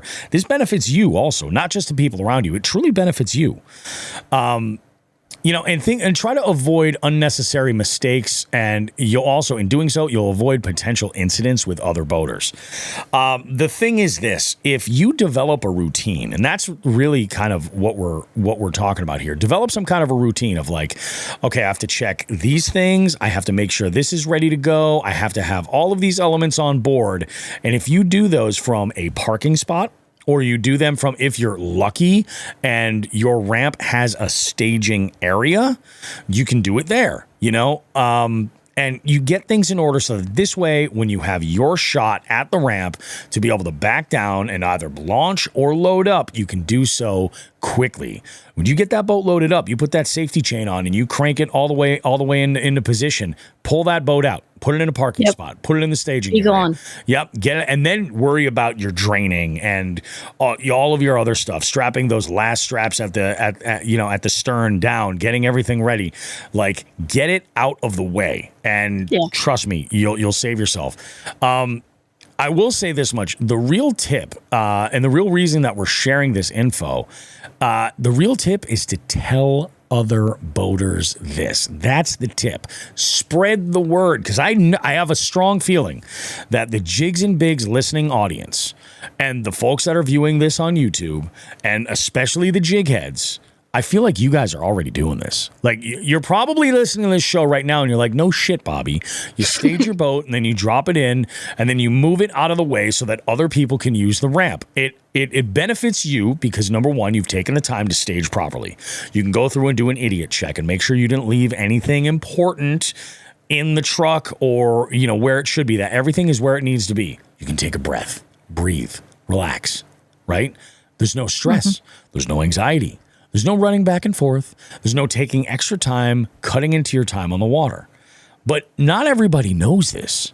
So the tip is to share this information with as many people as possible. And I know some of you guys are sitting there thinking, but hang on. But Bobby, I'm going to say something to someone at the ramp and they're going to look at me like I'm an asshole, like I'm a know-it-all or some shit. And they're going to take offense to it and it's going to lead to a whole argument and blah, blah, blah. No, that's not what I'm saying. You take a breath, relax. Say, hey, man, it's a nice rig you got there. How long you been doing this? Oh, you know what? Just take this with a grain of salt. But if when you come in and you park and stage your stuff, you can launch that much quicker and have more time on the water and not hold anything up. Hey, you don't have to listen to me, but I'm just sharing some information. I think you'll have a more enjoyable time. Or, this is another idea, Janelle. I don't know what you think about this. Maybe Jigs and Bigs needs to create a little postcard, an info card that could leave on windshields of cars that are parked in your ramp to spread this information. That's not bad. That's not a bad idea at all. Let us take the fall. You know what I mean? Yeah. I mean, make it look official. Like, make it was almost set up by like the park or by the ramp.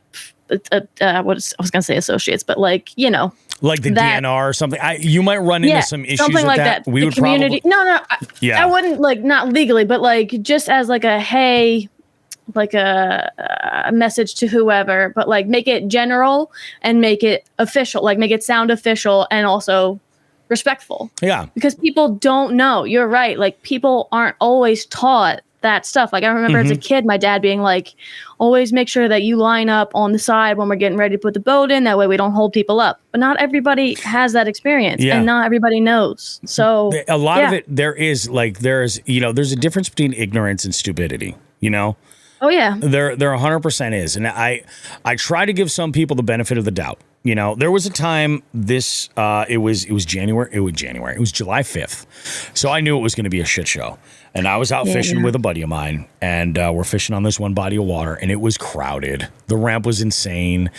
We had like 3 boats trying to get out, and these two dudes, one dude in a tiny little aluminum like rowboat, and then another dude with 2 jet skis trying to launch, and it was impossible. They were not going to wait. They felt like they were absolutely entitled. They needed to go for it. And there was a guy that was waiting in this long line of cars that were waiting to come in, doing it the right way, itemized. Like, okay, now it's my turn. I'll go next, and I'll do this. This guy here, as I had gotten into position, because I had communicated with the guy that was in front of me, I said, after you go, when you pull out, I'm going to pull into that position so that I can get rigged up and everything else. As I'm getting in that spot and I'm waiting for my turn to back down, there was a guy in line, and I go up to him and I walk up. I was like, dude, I apologize, man. This is an absolute shit show in here. He was like, bro, you're good. I'm watching what you're doing, and you're the only one that's like not a moron. And I was like, wow, holy shit. Thank you, dude. I was like, how long do you think I've been doing this? And he was like, I don't know, man. Like, years. And I was like, a week. I've been doing this for a week. Like, that's just the proof in the pudding there. Like, you can absolutely, just a little bit of thought goes a long way. Yeah. I'm not better than anybody else. Our listeners aren't necessarily better than anybody else, but we're a little bit more cognizant, maybe, that we're thinking about the bigger picture, that 10,000 foot view. Todd S says that's a pretty good idea about the cards.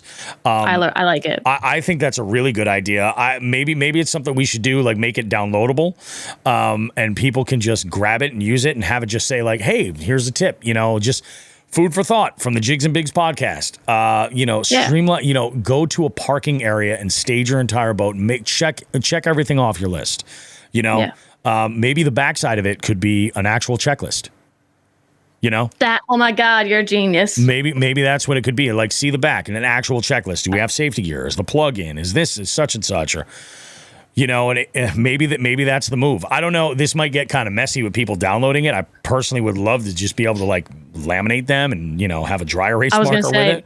Yeah, reusable. Mm-hmm. Yeah, that would be fantastic. But something along those lines where you're like, hey, look, this might benefit you, man. Go ahead, take this. And maybe one angler or one boater at a time. It's not even anglers, it's boaters. One boater at a time. We work together, and this goes for kayak folks too. You know what I mean? Yeah, it does. I was just gonna say that. It 100%. It's like kayakers don't think that like you're getting off here scot free because like that story about the dude launching 2 kayaks with that shit was real. That happened just a couple weeks ago, and I went up to the guy. I was like, yeah, you guys going to go have a good night? And he's like, yeah, man, we are. It's going to be great. We got a bunch of fucking, beers and fucking such. And I was like, you're blocking the fucking ramp. And he was like, oh, shit, I didn't even think. I was like, it happens, man. Could you pull out? Didn't think. I'm ready to drop there. You didn't think, and I'm going to have an aneurysm. Fuck you. It's like. See what happens when we think a little bit, ladies, and just think. I mean, you were at the boat launch, where you caught your snakehead. I mean, that's it's a big parking lot, but it's a small little narrow thing. Single launch, yeah. Yeah, but everybody kind of knows the system. You pull over to the side, you can get your shit set up. Another boat can come in, drop right in, pull straight out. Like they have that parking lot painted off or taped off the right way. But it is a single launch. You ain't fitting a kayak, like you're barely fitting your boat back there. But everybody understands that etiquette. And for people that don't, I want to say no, I'm not going to say typically because this is what we're talking about. You would think that somebody would say, hey, like this is kind of how things go, but they don't. Like. A little card or a sticker or something to leave would be great. We live in a time where a lot of people don't want to speak up. You know what I mean? Like where they speak up the wrong way with the wrong inflection. With the wrong inflection. That's exactly, Janelle. Like they speak up and it's confrontational, and it doesn't have to be confrontational. Like if you approach it a specific way, there are assholes, and there are people that are gonna lose their shit on you. They're gonna be like, what the fuck? O'Doyle rules. Like they're gonna say shit and be like, what the fuck? Who the fuck are you? Blah blah blah blah blah. And it's like. It's if you just take a fucking breath and go like, look, I'm not looking to argue with you. It was actually the guy that was before me in that line on July 5th. He said it the best. He was like, dude, I don't understand why these guys are losing their mind. Everybody's here to do the same exact thing, to have fun. Yeah. Why stress yourself out and raise your blood pressure that much so that you can get on the water and be like, like that's going to somehow fucking give you the best results, whether it's catching a fish or just having a great time flipping some kids over on a raft or some shit like that. You know what I mean? Yeah. Like whatever it is you want to do. So that's my tip right there. Share that information because you're a conscientious boater at the ramp and you practice decent etiquette and you stage the right way and you look at things logically. There are lots of people that don't. So share that information and let's do what we can to make it common. And I'm gonna toy around with some ideas of how we could distribute the cards and create them because I would love to do that. That would be absolutely amazing. Cool if you could put it on a keychain, and I'm not talking like a big postcard, but something small, like you said, with a checklist or something that people could clip to their boat key. That would look like the float almost, but not a float. Yeah, but like a little card or something. Like. That's exactly Come on it. Now. Vidal nailed it right here. He's like, lack of common sense. And you know what's funny? We joke all the time. We're like, common sense ain't that common anymore. No, really, it's not. Yeah, it truly can't fix isn't. stupid either. Yeah, no, it's 100% true. God. Yeah. I wish that, like, because I took the boaters course 2 years ago. I wish they would just add a 5-minute talk about that at the ramp. That's all you got to do is throw that in there during the course. Put like one question in there that's like, oh, when getting to the boat ramp, you should unpack all of your stuff right there and take 15 minutes and hold everybody up. Or you should prep, as fast as possible, know your routine, have your checklist ready, pull to the side, blah, blah, blah. That's all you got to do. Janelle, we're geniuses. Do you have any bodies of water over there where they're staffed by somebody like from the state or from a town organization where like they're taking data? Like up here, we have a lot where they want to know what the last body of water was that your boat was in because they're trying to protect invasive species from transferring back and forth. We have one, like we've got bodies of water up here with zebra mussels, and they have forms where they'll give you one and you have to date it and sign it and post it on your dashboard, stuff like that. I think that that's smart. If there are folks that are already there doing shit like that, that's a good way to distribute. You know what? I think locally, I think that's one of the things I'm going to do. I think I'm going to print some of these postcards up and I'm going to get them. I'm going to laminate them and I'm going to make it a checklist where it's like, yep, here you go. I'm going to give you guys these. We're trying to do what we can to get the word out with all these boaters. Be like, and if you see somebody that's struggling, say like, hey man, I see you're loading up over there. I don't want this to come off the wrong way, but why don't you just move into a parking space and not block the ramp? Because you don't have all day. There's other people here that are here to use the same public resource. Yeah, you ever get to a boat ramp and you're like, oh, I have it to myself. And like, as you like take the kayak off the roof, or for me anyway, like 3 trucks of boats pull up and you're like, shit, like it. And then, you don't have all the time in the world. You don't. I recently, because I did the same thing when I was in when I had my kayak on my trailer, I'd go and I would go into a parking spot. And I would open up the back of my 4Runner and I'd grab all my rods and I'd stage all my rods.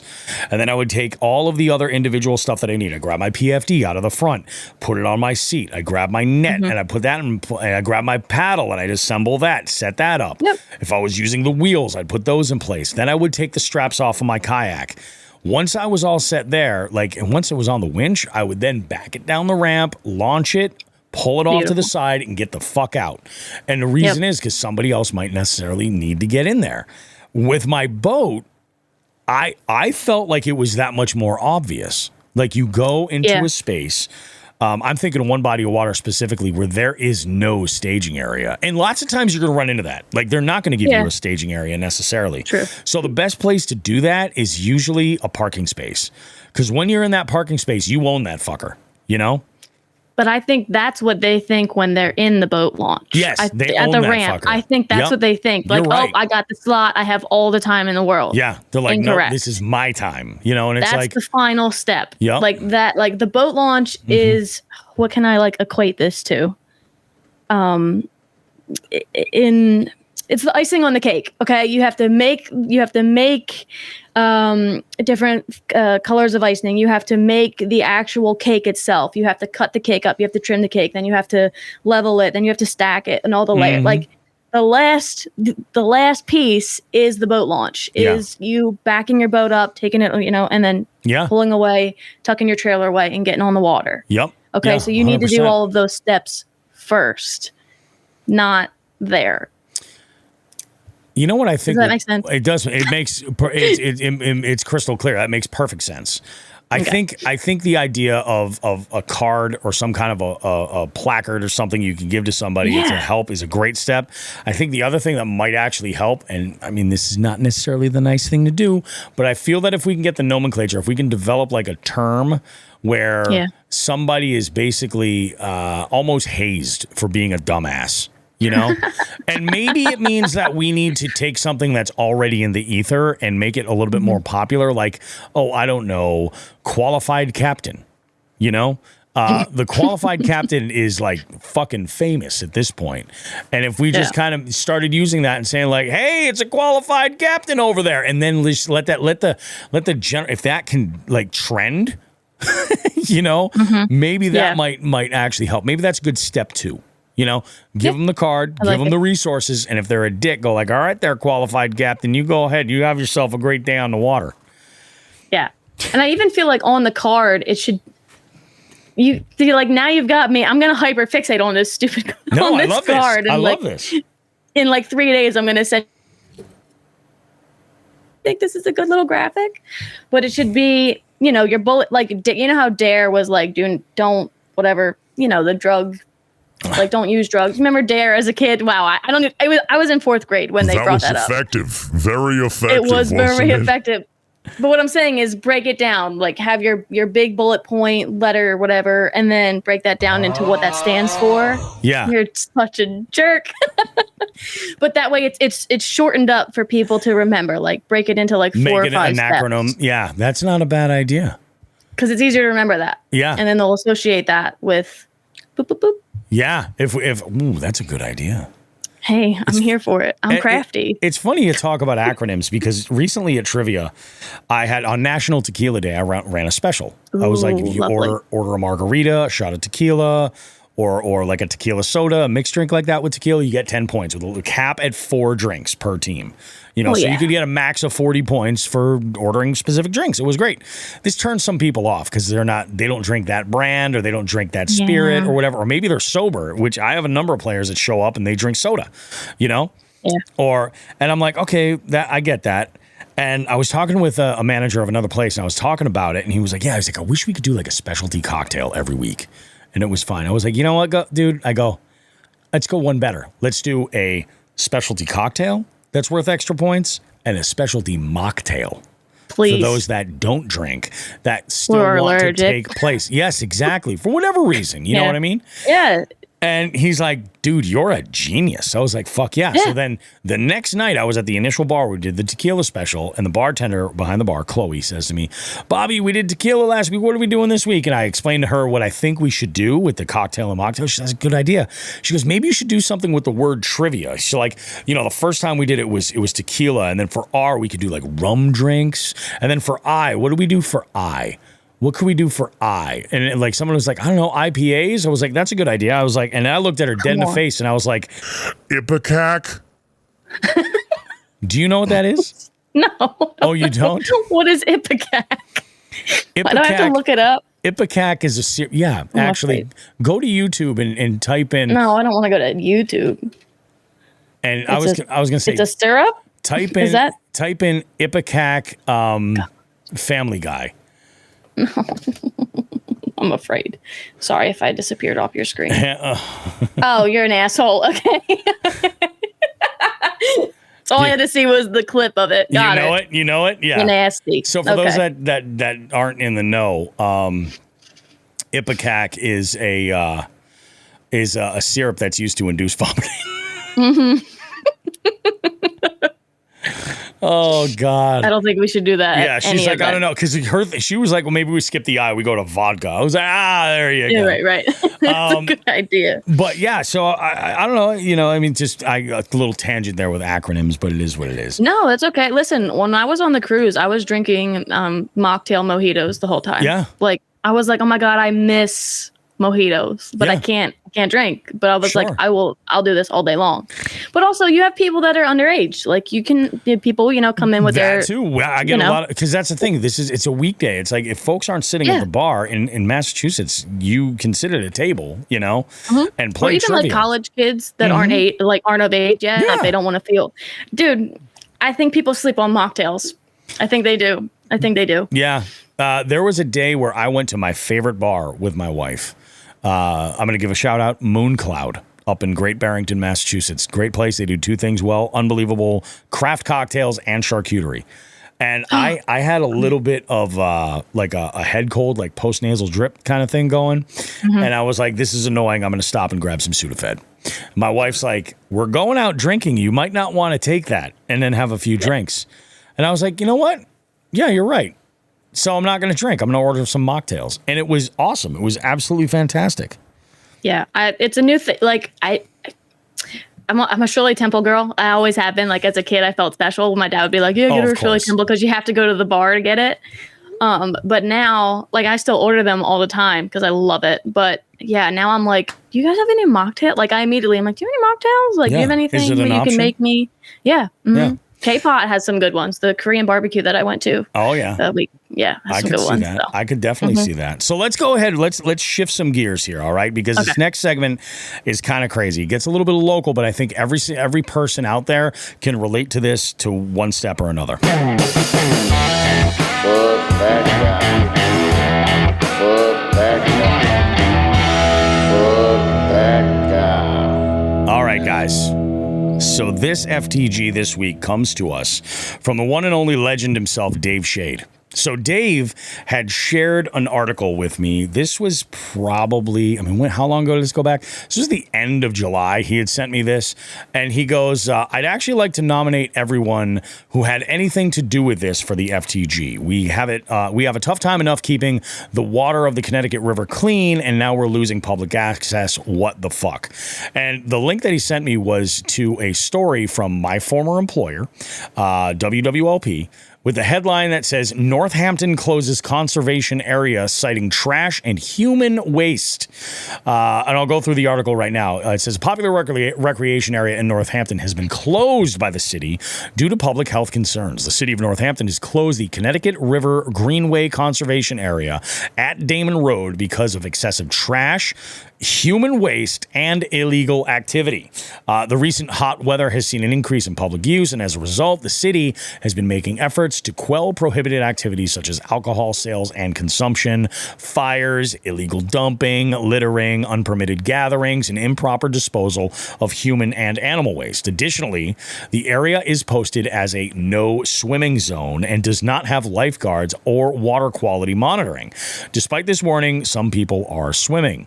The 11-acre park along the Connecticut River is located at 68 Damon Road in Northampton. The boat ramp and parking area are open for launching non-motorized craft only. Unauthorized use of the closed area will result in a $1,000 fine and possible further penalties. Any inquiries about the conservation area closing can contact the Northampton Mayor Office at 413-587-1249 or email mayor@northamptonma.gov. Now, Wow. that, I responded to this, to the DM. I say to Dave, if they want to go this route, why leave access at all for kayaks, etc.? I wonder how much of this is actually going to be monitored as well. It sounds like Northampton just is whining the way they normally do. That's not to say that they're wrong. It's just that the place was super sketchy all the time, and it was always a dump. Seriously, though, I would take a guess that it's still going to get fished no matter what. Dave then follows up and goes, I've actually only been there a couple of times. It's not my first choice in spots, but I have no doubt that this closure is not going to stop people from going there, especially if there's nobody monitoring it. It grinds my gears when we, as anglers, start to lose access because of trash and whatnot. It gives us all a bad name. I just hope it's not the start of more access getting shut down. Just wanted to vent about this, and I know that this is your stomping ground, so I know that you'd get it. And I was like, yeah, we're going to be talking about this one for sure. And it does suck. I hate when I see this when access gets closed down, but I feel like oftentimes you'll get, cities and towns and the powers that be will just make this decision. They're just like, yeah, close it down. Just close it down. But like, if you're opening it to use of like non-motorized craft, like there's just no way that you're going to be able to, like, it's almost like they're talking to hear themselves talk. You know what I mean? Yeah. Like, that's not going to do anything. Yeah. And it's shitty. When is this going to stop? Like, when is this situation going to be better? Because listen, I'm a fan of the podcast. I listen as often as I can, and I hear the FTGs, and there's the same pattern of shit from anglers or non-anglers or people fucking up the environment. And then, like you said, you have city officials or whoever the hell who's not hearing the right perspectives or putting, or at least not taking that into consideration. Care. Yeah. Yes. And then making a decision. And then here we are. Like, when is this cycle actually going to stop? Like, when is it going to get better? I don't think that's the thing. I don't think it. Well, clearly it never has. Yeah, I don't think we're going to run into that situation where where it's going to necessarily get fixed. It's more of a, I wonder, when I read this story, I was just like, what are they actually talking about? Like, it's closed. Nobody can use it. You'll be fined $1,000. However, if you have a canoe, that's fine. Yeah. Like, you know what I mean? So what's the difference if I have a canoe and I'm fishing, from that little boat, or if I'm standing there on the ramp? Or, I get that they want to, like, eliminate, like, people going down there, and I know exactly what it is. They're having fires. They're getting freaking blackout drunk. You know what I mean? And it's not people that are using the resource. It's people that are going to fucking just party on the cheap, Right. Go to their local package store, bring a shit ton of beers, do some illicit activity, whatever, and they're just hanging out down by the river. And the problem is, you get a few drinks into you, and you start forgetting that, like, oh, that's right, we left like half a case of fucking empties over in this one spot, and there was you left a pile. The shit that you were throwing in the fire wasn't actually what you should be burning, so it didn't really burn. So you just fucked that all up and. Daryl made the life mistake of having dinner at Taco Bell and proceeded to, leave a little pile over by that birch tree there. And, and somebody's going to have to deal with Daryl's shit. Pun intended, literally, yeah. And it's like if they wanted to, like, I just think there's better things that they could do. You know what I mean? Yeah. One would be, create a job, staff that motherfucker. I was just going to say, or create a program for, because, you have like inmates who clean highways, roadways, that type of stuff. Have a program. Get creative with it or something like that. I'm not saying that people need to, but if you put somebody there, or, I mean, maybe it's a technology thing. Maybe it's fucking closed circuit, TV or some shit like that, where you're like, hey, this shit's going on here. Oh, and there's a pattern. We're seeing these people show up on Friday nights. Okay, we're going to put, a cruiser down here when they're there. Some shit like that. Find, like, there's, I think the idea of going like, well, if you're down there, there's going to be $1,000 fine. That's great, but who's going to give them that fine? Yeah, there's nobody there watching. Yeah. It doesn't fucking, your words mean nothing. Yeah. Your words mean nothing. And, there's no action. All you've got to do is go down there with a kayak on the roof of your car. And apparently you're good to go. You know what I mean? You're talking about the same people that walk into Home Depot, grab as many DeWalt drills as they can and walk out the exit because they know that we're not allowed to touch you. Yep. You're not, there's no nothing. You just get away with it. And then they come back tomorrow and they do the same thing. Todd says, meanwhile, they dump sewage into the river. Yeah, they do. They do. 100% they do. Doing great. We're doing great. It's like, that's a whole other conversation that can be had. Yeah, that is. That is an entire other conversation, which is kind of insane. Let's go ahead and shift gears here, though, because we have a really, I would say, an in-depth gear of the week. A real in-depth gear of the week. I got to look up this this conversation that I had. Here we go. There we go. Let's go ahead. We'll jump into gear of the week right now. Okay, gearheads, it's time to talk tools.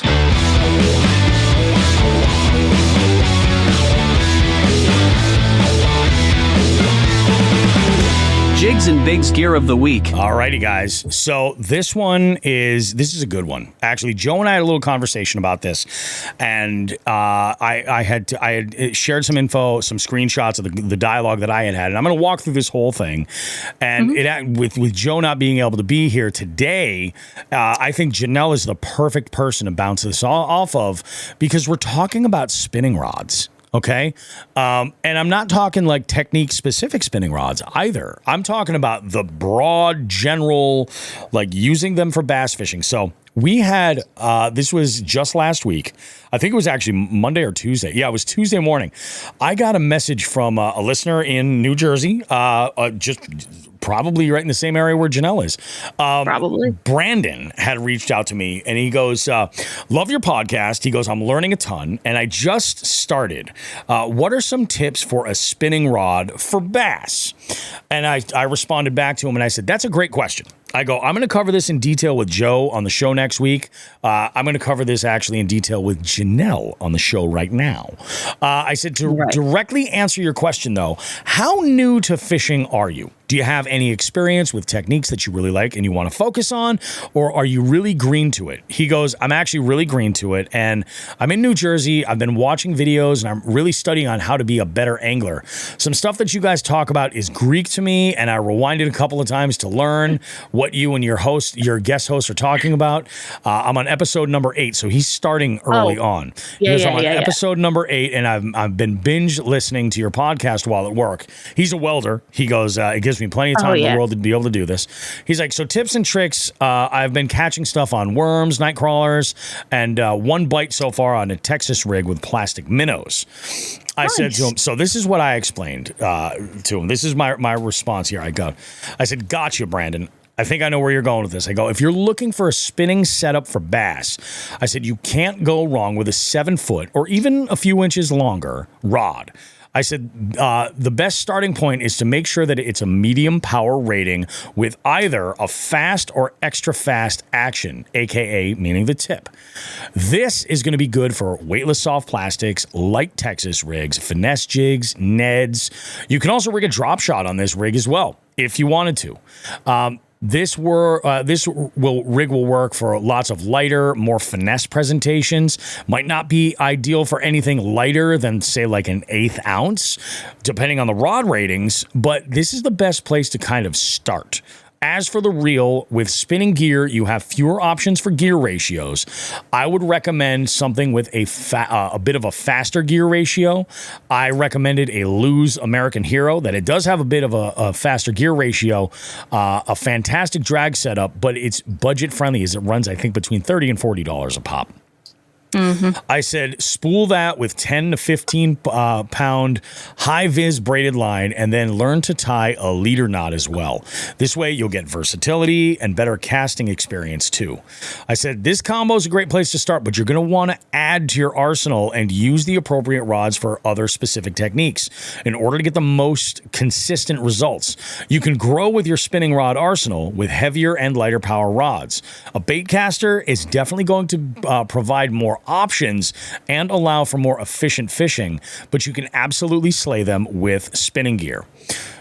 He responds and says, all right, man, I appreciate the tips. Let me know if you're busy, and I've got more questions for you. I'll definitely keep in touch. One day I'd like to get good enough to be on the show, and I hope you have a blessed day. I'll be listening to the show the rest of the way home. We then followed up with, he asked about some baits, meaning jigs, to start throwing, and I had gone into some detail there. We're going to cover this in something else further down the road, because I kind of like the direction that this is going. But let's talk rods. Like, Janelle, where do you weigh in here? Like, what do you think about my response to Brandon? I think you did a wonderful job, Bobby, to your response to Brandon. Thank you. I think. Go ahead. The majority. No, I'm going to cut you right off. The majority of my bass fishing experience as a beginner was probably that setup. A medium rod, sometimes 6'6", because I was fishing from the bank, so I needed something shorter so that I could cast and get under limbs and stuff. A light setup that can do a lot of different things. And when you're that green coming into it, you want something. I think it's the perfect. I think it's the perfect rod for a beginner. I don't think that you need to go. You obviously don't need anything that's like extra heavy or heavy. He wants to advance maybe next year, if he's getting into fishing now, get a medium heavy as well that covers practically everything else as far as top water is concerned, or throwing heavier gear. But I think that is the perfect starter for somebody who's getting into bass fishing. My whole thing with this was, I think that rod, that 7-foot medium ish, I think the important thing is that you go with a fast or extra fast tip. Lots of times folks will go out and they'll buy this fishing rod looks good. Like Paul had run into this. He was like, I need a finesse combo. I'm going to buy this one. And he just grabbed, because the price was right. And this rod had far too moderate of a tip to be able to set a hook effectively. You know what I mean? So he would throw a Ned rig and he would rig a drop shot, and it was just he was never, ever, ever getting that hook set ever. Yeah. And I think that, you know, like you got to think about what is the beginner angler going to be throwing? They're going to be throwing a lot of weightless soft plastics. So you're probably going to be rigging like some lizards, various worms, like wacky rigs and things like that. You're probably going to be throwing like light Texas rigs. On this combo, you could throw like some square bills. You know, you could throw a jerk bait easily. You know what I mean? Spinner bait. You could, one of the smaller spinner baits, you could, but even a single blade. A quarter ounce spinner bait would work great on something like that. You know what I mean? Yep. It absolutely would.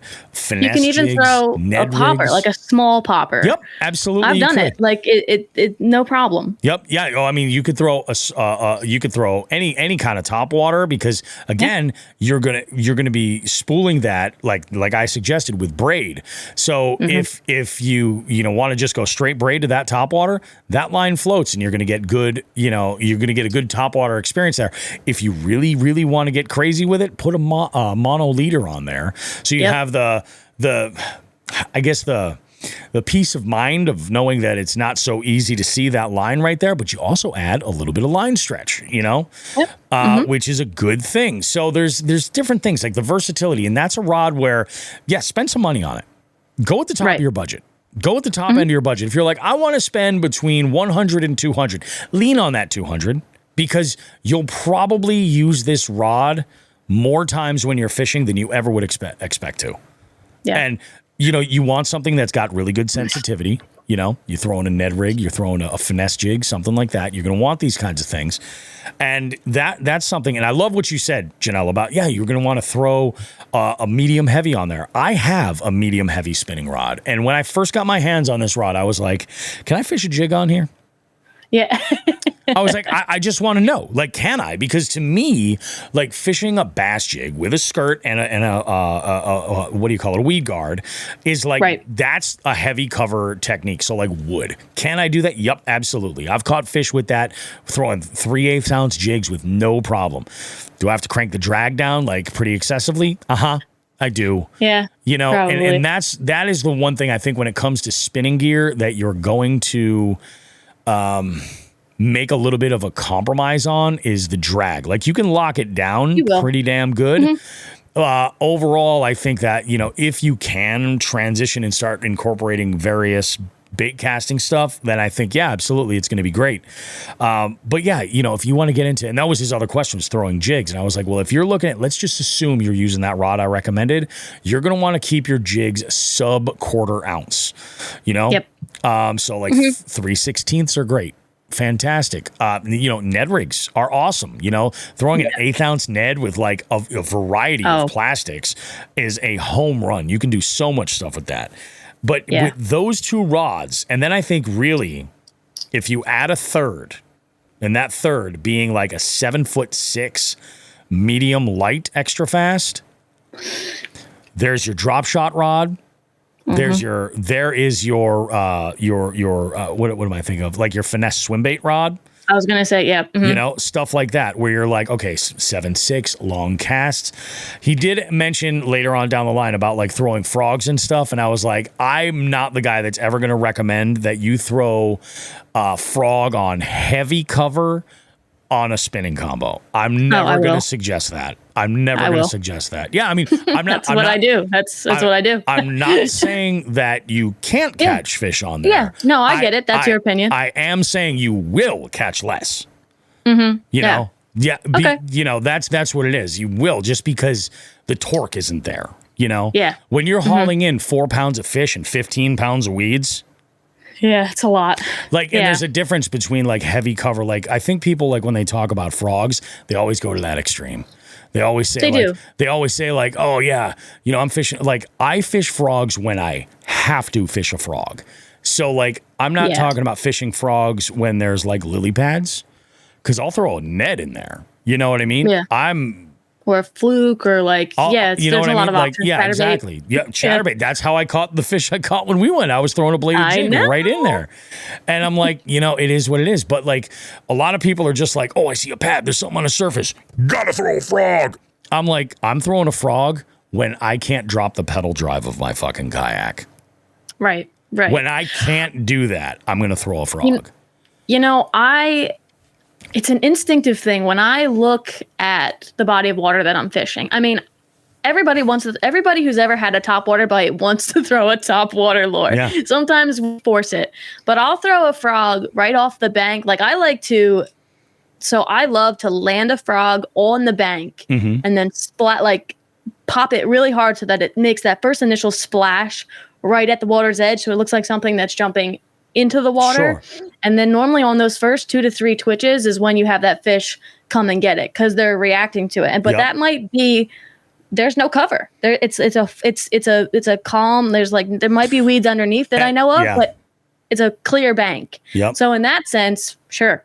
You know what I mean? You can use medium heavy or a heavy spinning rod or whatever you have.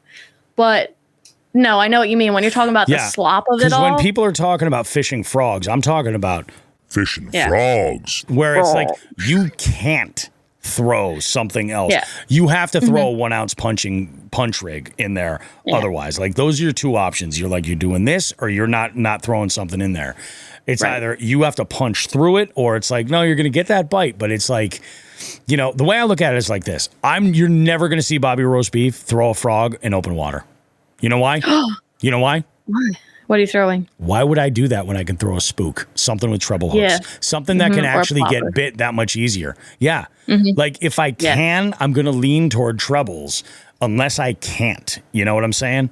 Right. And it's one of those deals. Like, I mean, sure, there might be instances where that pattern, that frog, for whatever reason, is just the right size and that's what they want to eat. That's an outlier situation. But there will be exceptions to every rule that we ever talk about. Yeah. Because it's fishing. They have a mind of their own. Yep. They do what they freaking want. But that's when I say like those that three rod lineup, those 3 combos of spinning rods will let you throw like 85% of the baits that are out there.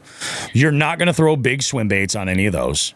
You know what I mean? You're not going to throw. You're not there. You're not going to throw. He's not there. No offense, Brandon. I'm not being disrespectful. He's not there at all. I'm not even there. That. It's just that the world of baits is so wide and so large that when you focus on the niche stuff, and I would put topwater frogs in a niche.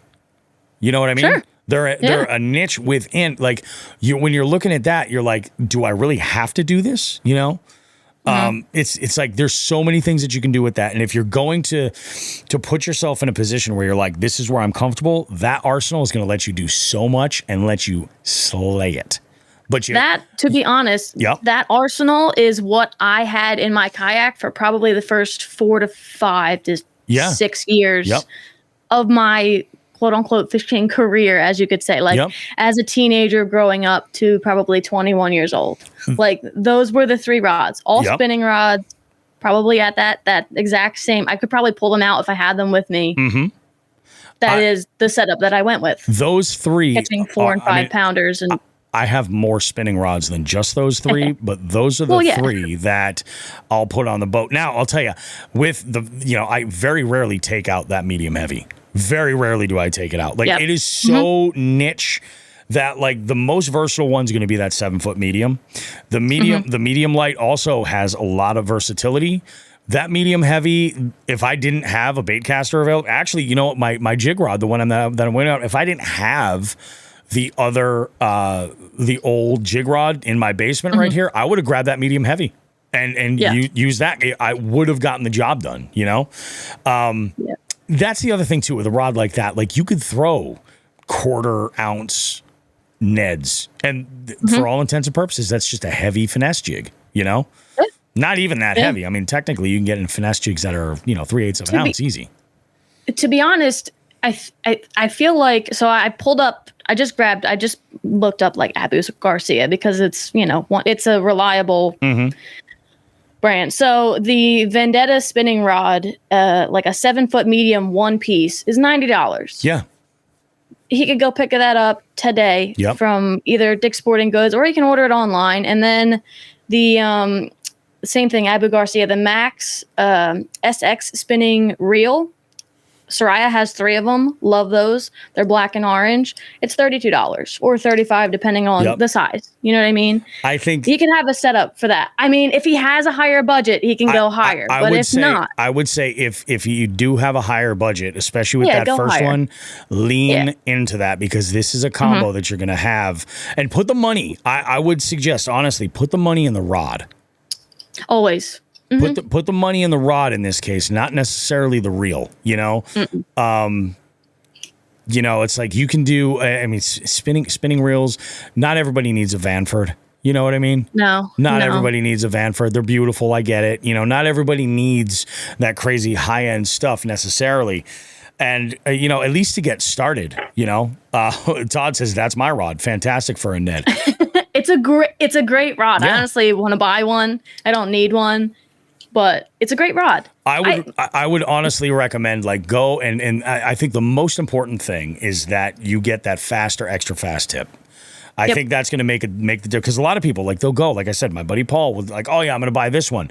And it's so moderate and it's so whippy that you're not getting that hook set. And the sensitivity is also kind of gone too. You're fishing with a wet noodle, you know? Right. And this is somebody who wants to get into fishing. He likes the podcast. He's putting in the time and the hours. Yeah. So yeah, put the money into it. I mean, I grew up with, you know, the $60 combos that my Christmas, and I made it work.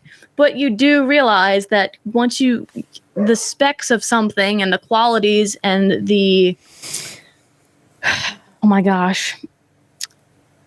Wow, I am drawing a lot of blanks, but the specifications of the rod, like you said, that fast tip, it's going to give you so much more, like you're going to learn so much because of that rod setup. Like, yeah, you can just go get a medium rod and do what you want to do, but you're going to have to upgrade that because you're going to be learning so much. So why not? Why not get that rod that's start off the right way, 100%. You know, and it's funny, last year, like, I thought, I was like, oh, that's 7 foot medium fast. That's all I'm going to need. I'm going to, you know, and I was leaning toward my medium light because I loved it for a drop shot, and I genuinely do. There's a lot of versatility there. Like, you want to throw like a 3-inch swim bait on a jig head, that's great. I mean, you want to throw a blade bait? I love my medium light on a blade bait. I can cast that thing a country mile over there. But also, like, the really light stuff, the stuff that 7 foot medium fast or extra fast won't handle. Like, I'll give you a perfect example, like a 16th ounce mule jig with a Bronco blade, or like a beetle spin equivalent, something like that. That 7 foot is going to be, it's got a fast tip, but the power is so heavy, it's not going to load with that light bait. A rooster tail. A rooster tail, a Mepps inline spinner, all that shit. Like an 1/8 ounce, okay, but if you want to go to a 16th, you're starting to really kind of get a little sketchy with it. Those moving baits are great on that medium light setup. So there's versatility. Like, I think that those two are the primary ones to go to. You know, then you're not spending money on big jigs if you don't have to throw big jigs. But then you get into that medium heavy, and then you're good to go. I mean, I don't like big jigs. I do. Like, I caught a 7-pounder on one this summer. I know you do. Like, I know you do. But I don't always go big. I don't. Yeah. But I understand. I understand what you're saying. Yeah, exactly. I understand 100% what you're saying. It's all about profile. You know what I mean? And it's is there one tool that's going to do everything? But there's definitely some tools that do lots of it. Oh yeah. You know what I mean? And I think that find the multi-tool. Find the one that has the most options. And then you can learn so much. Was giving away free. Oh, Todd had mentioned that Omnia is giving away a free spinning reel with a subscription. That it was a Daiwa for $40, and he grabbed one. Nice. Not bad. That's beautiful, dude. That is freaking beautiful. I would highly recommend. So yeah, Brandon, thank you for the for the message. I love where this is going, but something else kind of popped into my mind. This week, and it started with that conversation with Brandon, and I actually had a little bit more of a conversation with him, asking some questions if he would be interested in these things, and he was like, fucking yes. All right, so this week I actually said it. I verbally placed it into the ether. Okay. If there were an end goal for Bobby Roast Beef in the world of fishing, you know, lots of people are just like, yeah, I want to get into tournaments and I want to compete and do this and such and such. I want to do this. You know what Bobby Roast Beef would like to do when he grows up? Tell me. I want to be a guide. Really? Yep. Couldn't you fucking see that? I didn't know that. Yeah. That would be my ideal role. You know what I mean? Wow. I didn't know that. That's incredible. 100%. Like, I don't have enough experience in any one specific body of water that has any draw to it at all. So, like, I'm not investing anything. I'm not saying, like, that's going to be the situation. But I started thinking heavily about this when I was fishing with folks that I hadn't been fishing with recently in the boat. And the boat was what kind of really tipped it off. I was like, no shit. And I came up with this idea. And Janelle, I'd like your feedback on this, on if you think it's worth doing. But I'm considering, instead of going the guide route, focusing on techniques that I have experience in. So if somebody wants to learn a technique, I can provide some course stuff and some consultation, like on, Zoom or something like that, to have conversations, and then set up like a day on the water where we exercise that technique, I honestly think I'm not even pulling your leg. That's kind of genius. It really is. Like, I did the math, okay, to figure out like what I would have to charge to make it worth it for everything. I'm talking about all the gear, the boat, the fucking everything. And I would be doing this at a massive loss. 100%. Yeah. Like, there's no way I could make it affordable for anybody, like, to do it. But it's something I would toy around with. Could you create a Patreon that has, so like the course that you're talking about, so you have your course, and the people that are your followers on Patreon, they pay to get like that course, like on Texas rigs, blah, blah, blah. And then maybe you can turn that crowd of people into your in-person sessions. Like you're saying, like they can go, they can pay for the course, and they can see that, and then they can still talk to you and get feedback, or maybe you can set up Zoom calls. But when they want to do, like, if they want to take it to that next level and they want that in-person Bobby roast beef one-on-one. Go out on the boat and actually put this in practice. Go out on the boat and actually, Because I'm a hands-on learner. Like, I can see something online and do it. Yeah. But when it comes to this, especially fishing, having somebody with you to show you is huge. And then they would feel comfortable with you as well. Like, if they're getting a rapport, like you're not just random strangers. Yep. Yeah, maybe. That's exactly the idea. I'm throwing around the idea of, like, let's go out and we'll fish like their body of water if they're somewhere else in the country, and I'll travel, or they can come here and I can put them in touch with like facilities where they can stay and everything else. We'll plan like there will be a half day or a full day type thing where we'll go out, and the idea is not, ideally we would catch some fish doing these techniques. You know what I mean? Right. But again, conditions sometimes with what you're trying to learn might not necessarily be conducive to getting the fish to bite that day, like it is when you're learning a technique. But what you're going to leave with is a solid understanding of how these techniques work and in the way that I use them. I'm not anybody special. I'm just a guy. You know what I mean? No, you're special. But I'm short plus special. That's the kind of special I am. But I think that I've learned enough in the last, since I started in 2013 fishing, the last 11 years, where I can teach a beginner how to get on some fish, Yeah. And, and utilize, or like I hear it all the time. People will reach out and say, oh, I just can't figure out how to fish a jig, or I just can't figure out how to fish a Ned. First off, same thing. You know what I mean? It's a bottom bait. It's doing the same thing. Or they'll say like, I'm not really confident in fishing a drop shot. Like, what should I do? Or, there's certain techniques, or, a course where it's like, we're going to take a day and I'm going to bring all of my bait casters and all of my bait casting reels, and I'm going to teach you how to use a bait caster. You know, and that's all we have. That's all we're gonna do. You know what I mean? Yep. That's just what we're gonna do. I'm gonna show you the technique. Oh, you want to learn how to pitch? Okay, cool. We're gonna do this, and we're gonna go to a body of water where that makes sense. Yep. Mm-hmm. And I like it. Yeah, I just think it'd be kind of cool. I mean, I was talking with Binya about it, and he had mentioned it. He's like, yeah, I'm considering doing this, and I was like, bro, that is fucking exactly what I want to do. It's smart. Yep. It's smart. Yep. And, I've got the tools, the boat, you know, and I can bring a couple of people so that we can make that a little bit more digestible, you know, where it's like, you got a friend? Okay, cool. The both of you guys come out, you know, and we'll put something together, you know, I mean, could be interesting. It's doable. It's very doable. Yeah. I told Tim when we were fishing, I was like, I kind of think the direction I want to go in is I would like to be a guide, because that's what I do already for, you know, I'm in the service industry, you know. You are. I do my best to service everybody I can. It's a gift. I have this idea where I could use the same sort of calendar for booking and just do exactly the same thing, where it's like, and that's the one thing 100. about my business that's like, you know, could you hire an event DJ that's going to mix music and do live mashups and shit like that that's far beyond my ability? Yes, you could. But are you going to get the service and the, you know, that you want out of that DJ? I don't know.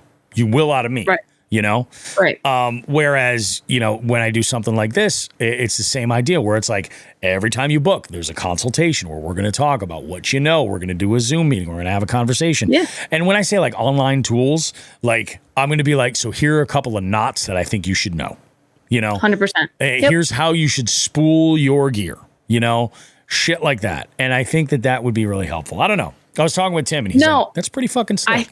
I think it's really helpful. And I think that we need more of that for young anglers or for people that want to get into it that don't know anybody, maybe are a little scared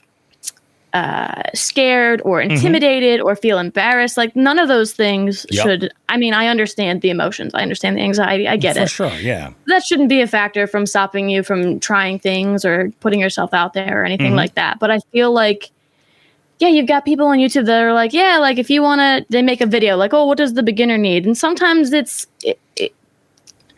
so many factors that if you could really break it down and start a community and have that one-on-one and fulfill that dream or fulfill that service, like that's incredible. Yeah. I think that would Let's be hit the road. I got a bus. If you want help, I've got a mobile studio that's much bigger than yours. I've got lodging for one. I've got one extra bed. There you go. You'd be the Airbnb on wheels, you know? I would be. I love it. John Hagen's just with the overshare. He says 90 degrees plus high humidity equals early afternoon swamp ass. Womp, womp, womp. Yeah. That's true, John. That's why I'm not outside. You're 100% right there, man. I think that's kind of the direction I want to go. Who knows what's going to happen? I asked Joe about it. I was like, hey, is this fucking crazy? And he's like, I actually think that's a really fucking dope idea. I was like, no, I think it's a good idea. Right, that's good. And you know what? Even if it is a little crazy, I'm a little crazy. Go for it. Yeah. Why? We need the regular Diet Coke people of the world to stick with it and to keep grinding it out. I see what you did there. You tied it all together, Janelle. I did. Tied it all fucking together. I love it.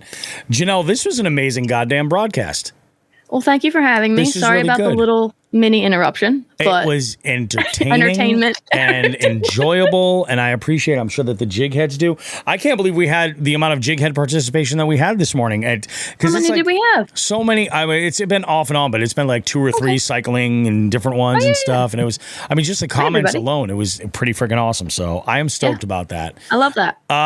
We, as always, have more stuff. Janelle, you want to go ahead and tease your socials and stuff so people can find out where you're at and maybe get some visuals of this bus?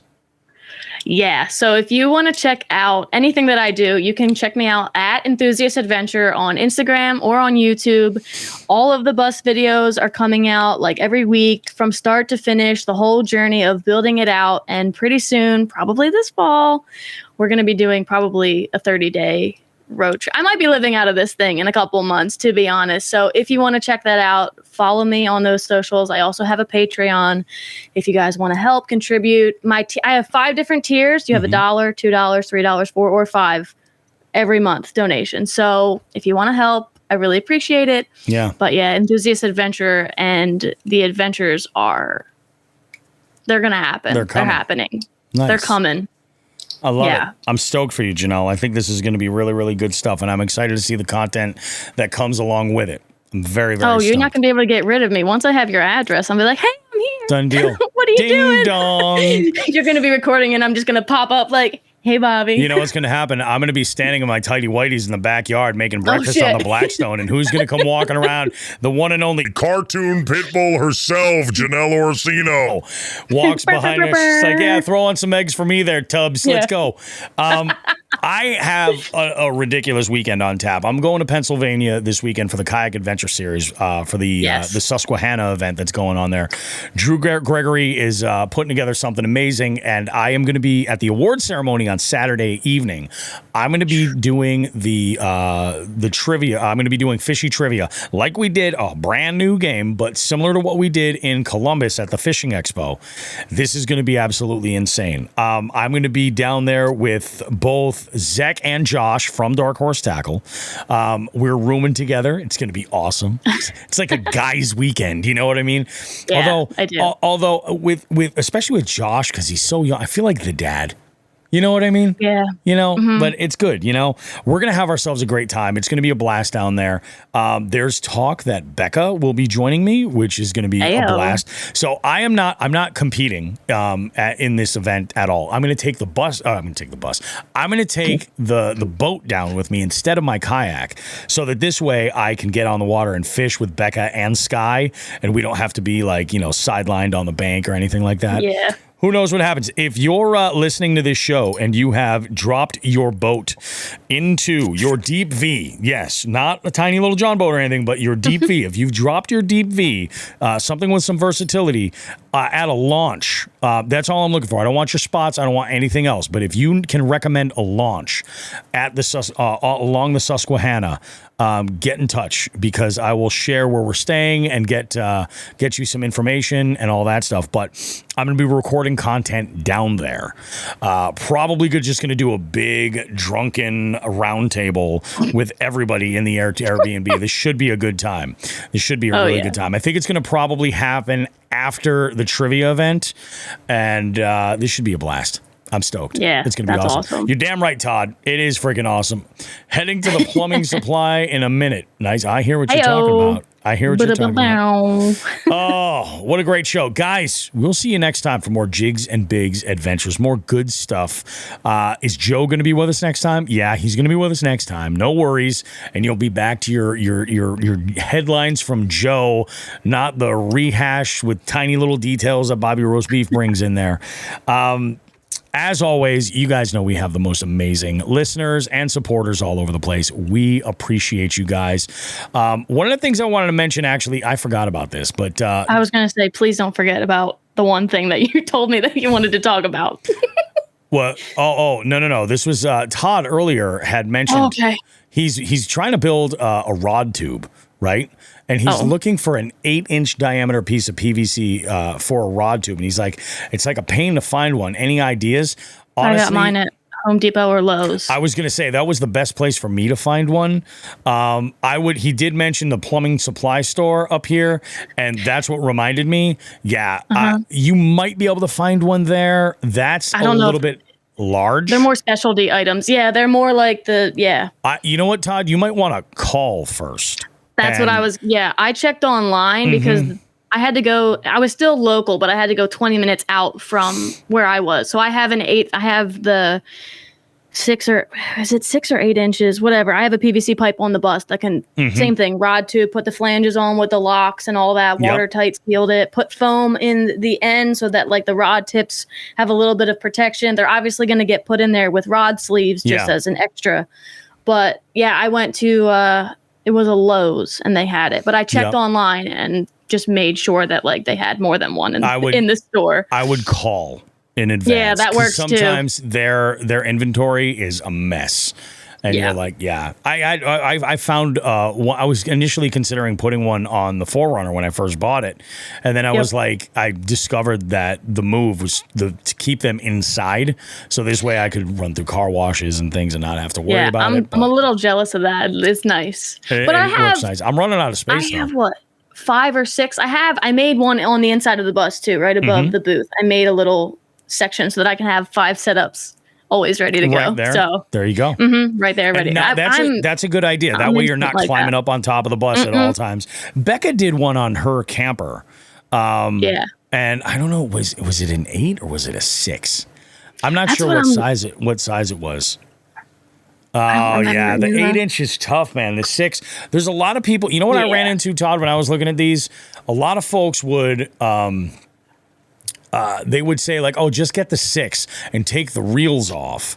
And like, yeah, in a 6-inch tube, you can keep the rods without the reels like crazy. Or you take that number of rods you're able to fit in going one way, and then double it by putting them backwards and alternating like that. Right. That makes it kind of suck because you have to pull all these things out to get in there, but at least you can store them. It's just you gotta figure out what the right move is for you. You know. Yeah, I definitely am looking at it now. I bought the 6-inch kit because, like I said, I have the 5 set up that can go in the bus. That way, when it is like time to go, they're just ready to go. Yeah. And then I can load all the other ones because I'm going to want to do like saltwater fishing. I'm going to want to do catfish, carp. I'm going to want to do freshwater. I'm going to want to do trout. I'm going to do like maybe fly fishing at some point in my life. Sure. So I wanted a tube that could hold a lot, but that was still doable. Yep. But it's hard to find that 8-inch piece of PVC. Unless you special order it. There. He's like, yeah, I take my reels off now and it sucks. Dude, it does suck because you're rigging so much shit every single time you go out. It's a pain in the ass. Yeah, so you might want to put the work in to try to find that 8. Ah, man, I'll ask around and see if I can dig up anything that Oh, and you already have the 8-inch locking cap. Yeah. Oh, okay. So yeah, he's already committed. He's already committed to the 8. Yeah. What do they call what did they call it? The rod coffin? What is that? There's that box now that it's very expensive. The Yakima one? Probably. Yeah, I think it is the rod It's like the coffin. Box, and then you can just fit. See, like that's a lot. Because it's got to be so big. Like you're talking about size. It just gets too big, bulky, and heavy, and maybe find. Yeah, John Higgins says maybe find a place that sells accessories for work trucks for one of the tubes with the metal locking caps. That's smart. And then Vidal even says check a construction job site where they're installing that that size PVC water line. And that's the thing. I think that you're not going to find that size PVC in like a Home Depot or anything like that.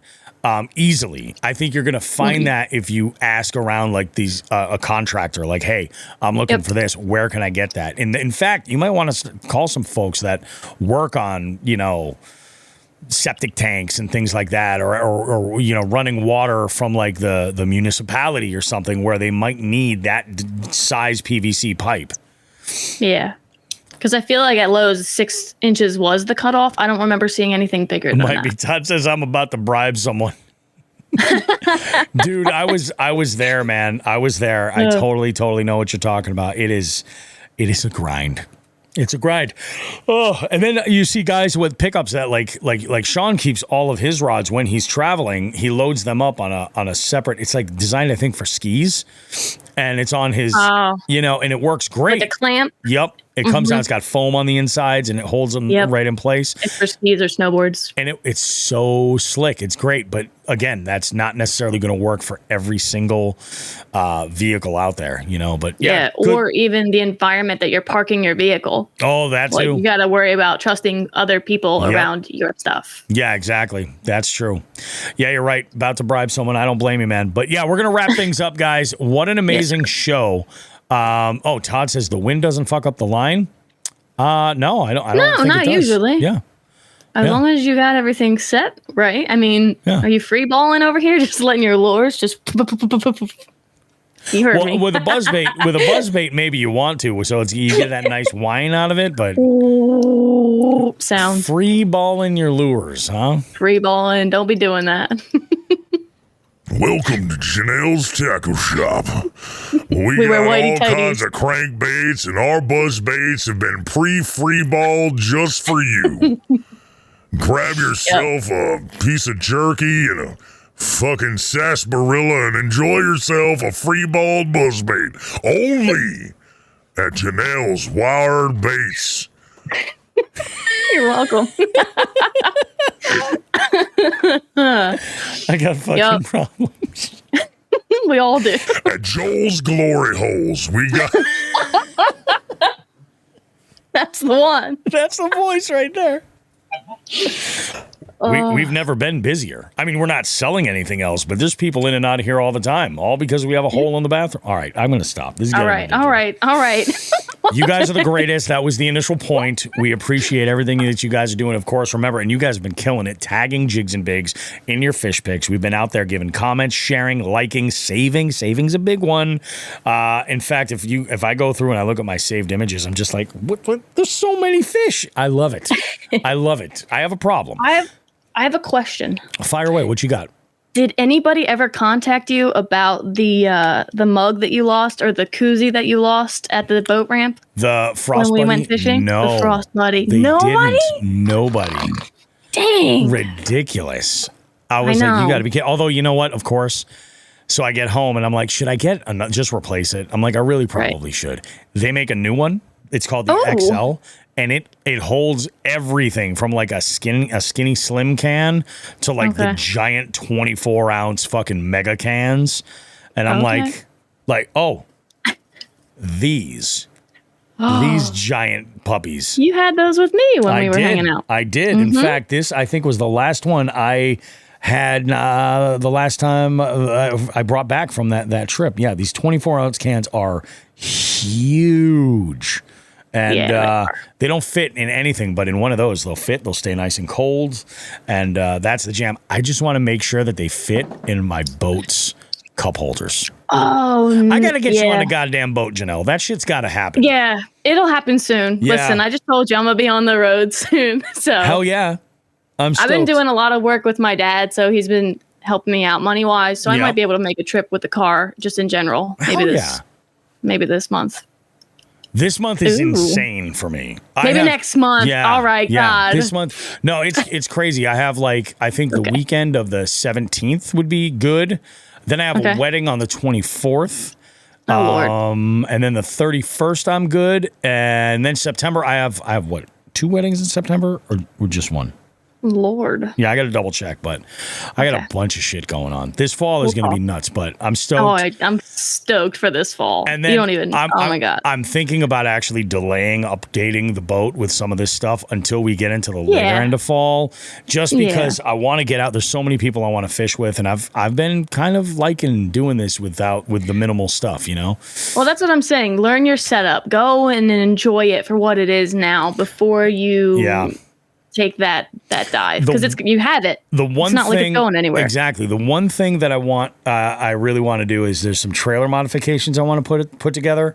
I really want to get one of these steps on the trailer so that it'll be much, much easier for my dad to get in the boat while it's right there and not have to get his feet wet or anything like that. You know, when there's not a dock, and in the fall, we're going to run into that everywhere. Everybody's going to take their docks out. So this will make things a little bit easier. And then also for me, just to be able to I'm not getting any younger. So it would be convenient to pop that there and just be able to get on the boat, launch it, tie off, and then go. And then there's some other stuff that we want to replace on the trailer, specifically having to do with travel. So we're talking new wheels and tires, because I'm debating doing a Louisiana send that got fucked up last winter. And I'm thinking this year, this winter might be the move. And let me know. I might be down for that. You might be down for that?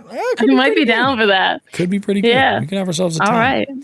All right. Well, we always do. You guys have a great one. We will see you with more Jigs and Bigs goodness next time. You're not going to want to miss out on what Jigs and Bigs has for you in the coming episodes. I have a couple of interviews that are just on the edge of being scheduled. In fact, I just got notification that Michael from Sack Pig Bait Company has his interview on the calendar now, so we're going to go ahead and get that sucker recorded. It's going to be good. I am going to be throwing that rat this week when I get out, as long as conditions are. I'm going to tie it on for sure so that I've got it at the ready, but I'm going to be throwing it very, very soon to, as soon as I have those conditions where I'm like, yes, it's speaking to me. It's wake weather, I might do an afternoon send now that you talk about it. I'd go for it. I might get out there at sundown. I might get out there. Them snakeheads like to eat at night. Well, just saying. Go for it. I love that. You guys have a great one. We'll be back in 7 days with more Jigs and Bigs goodness. You're not going to want to miss out. We have all kinds of good stuff coming up for you. Like I say every single week, we know that you guys are the greatest listening audience and the greatest group of supporters that a tubby bearded SOB from the Northeast could ever ask for. And for that, we thank you. We'll see you in 7 days with more Jigs and Bigs goodness. Don't you goddamn dare forget. It's an ass smoke.